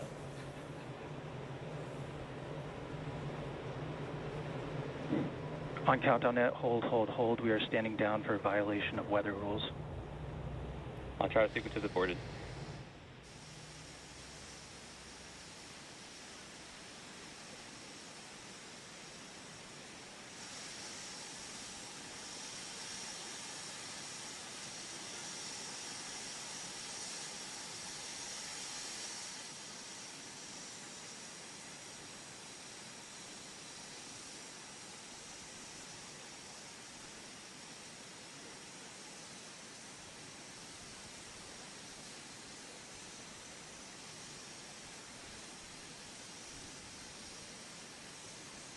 So as you've heard over the nets, that we did just have a hold called at the T-minus 1 minute mark. And that hold due to weather, that was something that we've been keeping an eye on. Our team here in SpaceX and Hawthorne, as well as in NASA, we're monitoring that throughout today's broadcast in preparation for launch. But unfortunately, standing down looks to be the case as the weather has created that violation. But we'll continue to monitor and await for the news officially from the teams on the ground as that weather violation looks to come into play for launch today. Dragon SpaceX, bad luck on weather there. We just got clipped by a cumulus cloud right over the pad, so ended up scrubbing for weather. With that, you are go to proceed to 5.100 for launch scrub. We'll begin offloading the rocket.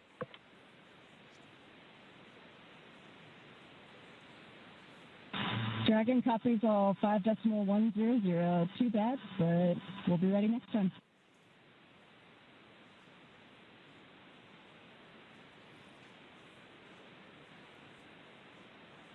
And there you heard the call up to the crew that unfortunately the weather just not playing alongside with today's excitement of a launch for NASA SpaceX's Crew-11. But we have mentioned a couple times throughout the broadcast today that there are backup opportunities starting as early as tomorrow. 11:43 a.m. Eastern time is what the target time is for tomorrow's next attempt for launch for Crew-11, but it came right down to the wire, Somia, with that T-minus 1 minute.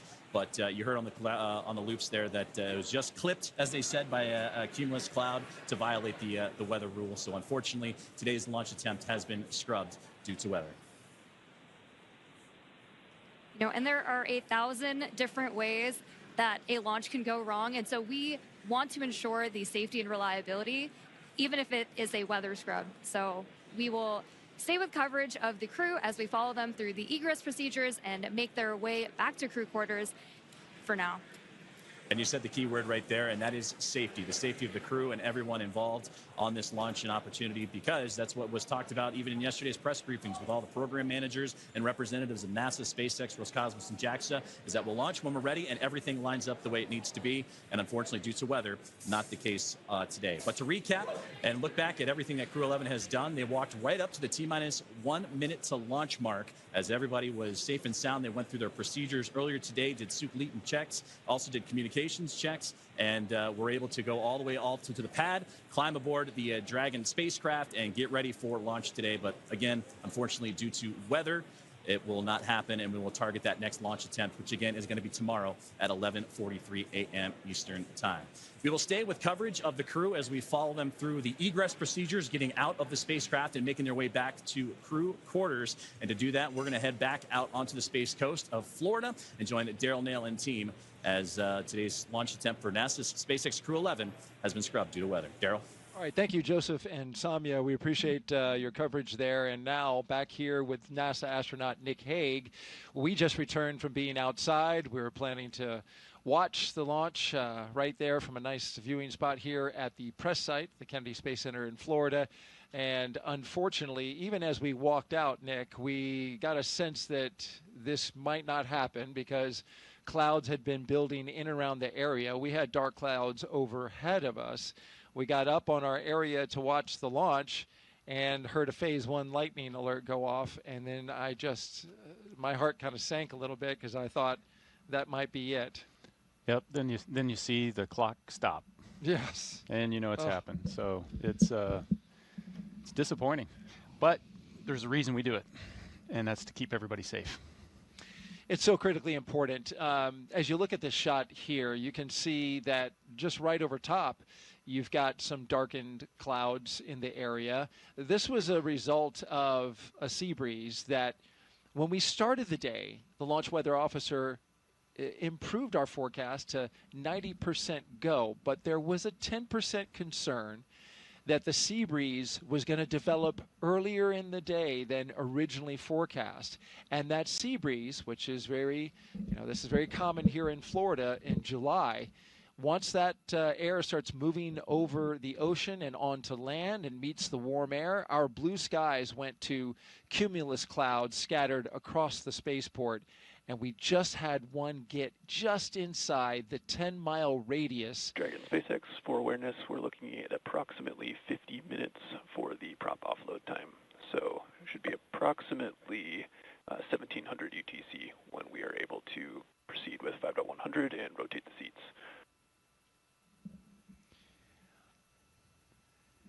Dragon copies. We're looking at about 50 minutes for prop offload.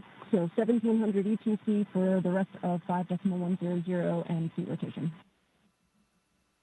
Good readback. And so what does that, real quick, what does that mean, Nick? They are going to rotate the seats? Yeah, so it's important to know that right now you're looking at a fully fueled rocket with an armed launch escape system.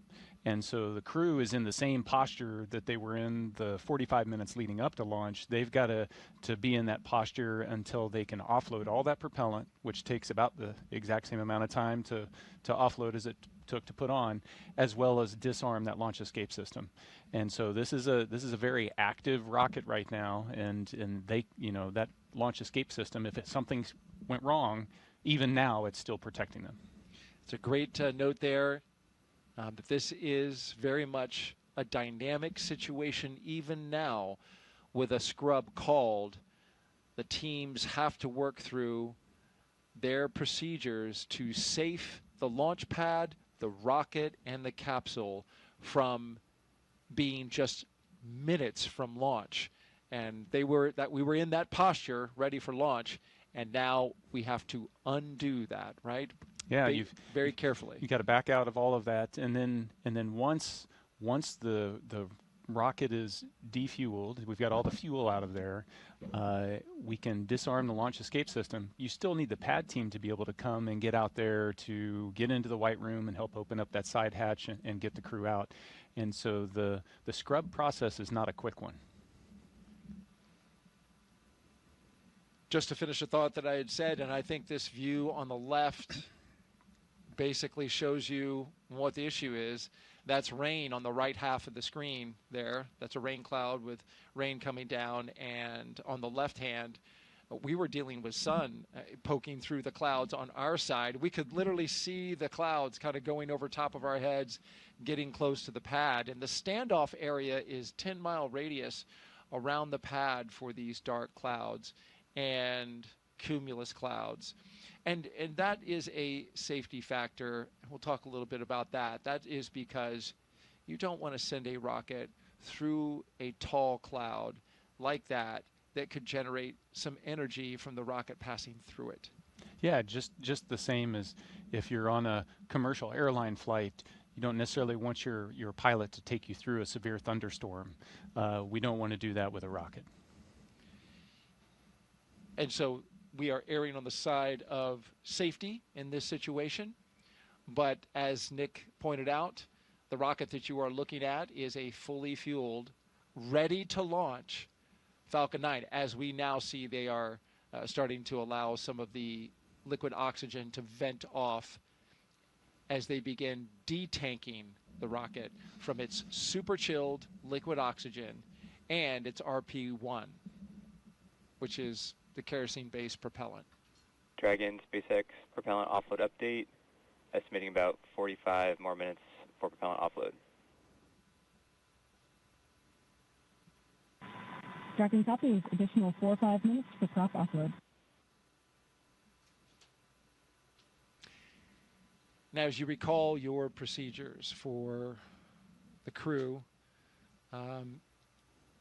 getting out of the capsule and getting back into their vehicles and going back, take me through the timeline of the scrub procedure. Yeah, it's a fairly straightforward procedure. You're running the launch procedure in reverse, essentially, and so they're strapped in. The seats are rotated up in a launch configuration. As soon as they detank, they're going to disarm the launch escape system. So you're looking at it's 45 minutes to get rid of the liquid oxygen and RP1. Once that's off, then they'll be able to disarm the launch escape system, rotate the seats down. At that point, the arm will come over and the ground team, the pad team will be able to come up there. They'll open the side hatch and then help them get out of the capsule just like they helped them get into the capsule. So you're looking on the order of, an hour, a little bit longer. And you want that rocket fully detanked? Absolutely. Yeah. You've got cryogenic propellants, oxidizers, moving, flowing, and you want to make sure that that's all secure before you put people around it. That's the way the system is designed. It's different on other launch vehicles. Other launch vehicles, the Soyuz I launched on was fueled when we showed up to it. But while you're moving the fuel on and off, you minimize the number of people that are around. That's exactly right. And the SLS rocket is similar in that it gets fully fueled and tanked, and then they bring the astronauts on board. SpaceX does it so they can do that tanking as the very last part of the mission timeline. And this also allows for a quick tanking, relatively speaking, for a rocket. And then allows you to detank it. But they're using super densified liquid oxygen as well. So you mentioned it. High energy systems are engaged here, and so we are now unwinding that as we proceed through the scrub procedure. If you're just joining us, we scrubbed this launch at T-minus 1 minute and 7 seconds until liftoff.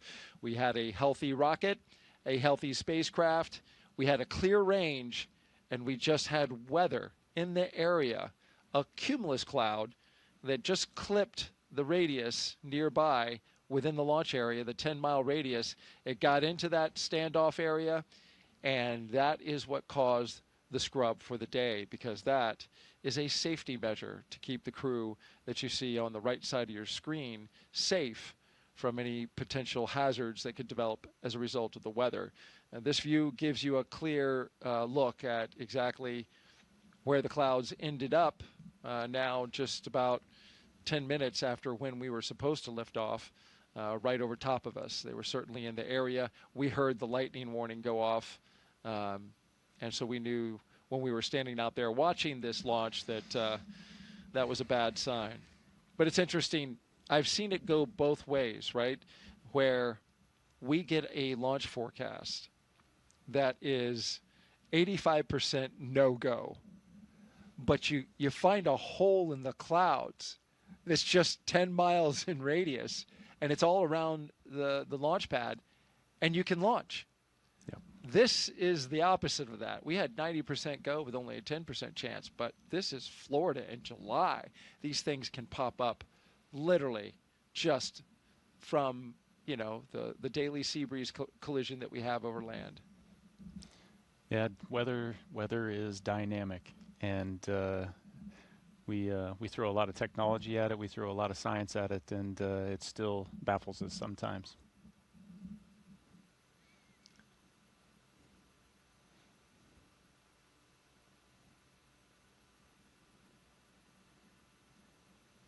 So the mental shift that you make when this happens, you've got to attempt to not make the mental shift immediately, because it is it is a live launch escape system that you're in, but inevitably there's the okay, so once we get out of here, what's the next step? When is our next opportunity going to be? They've already been looking at weather predictions for days out, so they understand what the impacts to the phasing and the mission profile might be, the potential for bad weather in the upcoming days, and so they're already starting to think about, okay, so what's the next opportunity, and then having to get into the psyche of, okay, let's do this again, and it is to the T, to the minute, do it again. So it's very much a Groundhog Day. All of it, every single minute of roughly what do we 6-hour countdown where it begins for the astronauts. Mm-hmm. And you mentioned the backup days. Joseph mentioned those before he tossed over to us, but it's worth mentioning again. Our backup opportunities are tomorrow, Friday, with a T0 at 11:43 a.m. Eastern Time. Our coverage would begin at 7:30 a.m. on NASA Plus. The weather for tomorrow is just a little bit better than it was today, but what does that tell you, right? We scrubbed today. It's 85% go. The concern is the same, because the same pattern could develop. It's cumulus clouds building up and around the pad, but I will add this. We have moved a little earlier in the day, so the later that sea breeze develops, the better opportunity we'll have for getting some clear weather. If we can't do it tomorrow, then our next opportunity would be Saturday, August 2nd. We'd still have an 85% go for Saturday. Same concern with cumulus clouds here at the launch pad. In both of those cases, well, let me talk about the backup number 2. The T0 for that day would be 11:21 a.m. for a launch, and that would be an instantaneous window. And you can see the pattern. We move about 22 minutes early every single day. that we delay from this particular T0 today. And of course, that's orbital mechanics. We've got time. You want to explain that one? Yeah, sure. So the international. Oh, yeah. No, you got to wait for the plane of the orbit of the station to cross overhead, and it just works out each day that it's a little bit earlier. Unfortunately, if it had come overhead a couple minutes earlier today, they would have been able to launch. The weather would have been clear.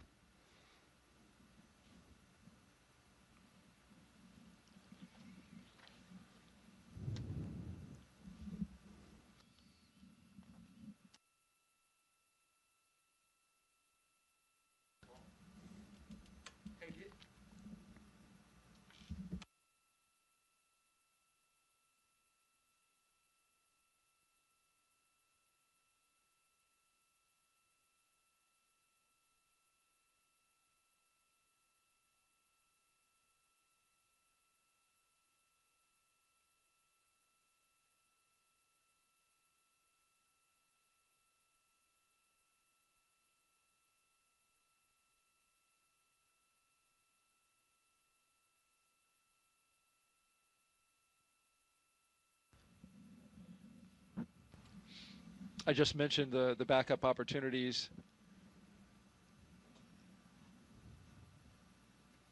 One thing about both of these next launch opportunities, unfortunately, we're going to really have our eyes set on the ascent corridor, because now there is a trough that is approaching a line of storms coming across the eastern part of the U.S., and it is going to make its way out into the ocean, and so that could disturb the weather along the ascent corridor, which is an area where if Dragon were to suffer some kind of anomaly, something that wasn't expected and needed to come off the top of the rocket, it would splash down along the ascent corridor. There's concern about the sea states, right? How much it's sloshing around is going to be out there in the ocean. You need good conditions, a baseline of conditions, in order to pull astronauts out of a floating capsule with a helicopter and a boat. Yeah, it just shows the complexity, the scale of the problem that you're dealing with. It's not a forecast at a particular point, you know, on the surface of the Earth, you know, at the launch pad. It's, if you imagine this 3D trajectory of the rocket's path going up to orbit, you've got to clear all of that for weather, but not just clouds and rain and severe thunderstorms, but like wind shear and drastic changes in the wind direction can create problems for the rocket. And then, in case, you know, there was a need to return them early or to abort, you also have to clear the weather on the surface along that path as well. You know, just an immense amount of respect for the teams, you know, both at SpaceX and also at the, you know, the Space Launch Delta 45 over on the Space Force side, the weather shop there, in trying to put their arms around all of this. Like I said, weather is really complex, and they do a fantastic job. But, you know, if we got a chance, 90% chance, you take it all the way to the end and see what Mother Nature gives you. And I'm sure, as an astronaut, when it's your arse in the seat, you want that level of awareness, that level of scrutiny given to the weather throughout the trajectory, throughout the launch area and the launch period. Oh yeah, you know, the immense respect for them, knowing that their job is watching my back. And Dragon SpaceX propellant offload update, estimating 37 more minutes for propellant offload.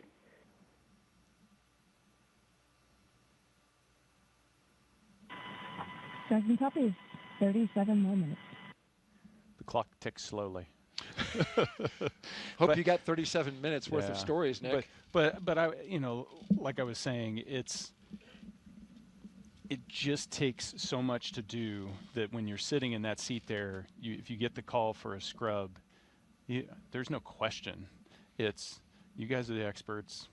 This is the safest thing for us to do right now, and you're all in. You're not second guessing. But you also have that moment, and like when we were standing out there, you're like, oh. There's the disappointment. There's the knowing you're going to have to go through this all again. The disappointment not just for the crews, but the team that's in quarantine with the crew.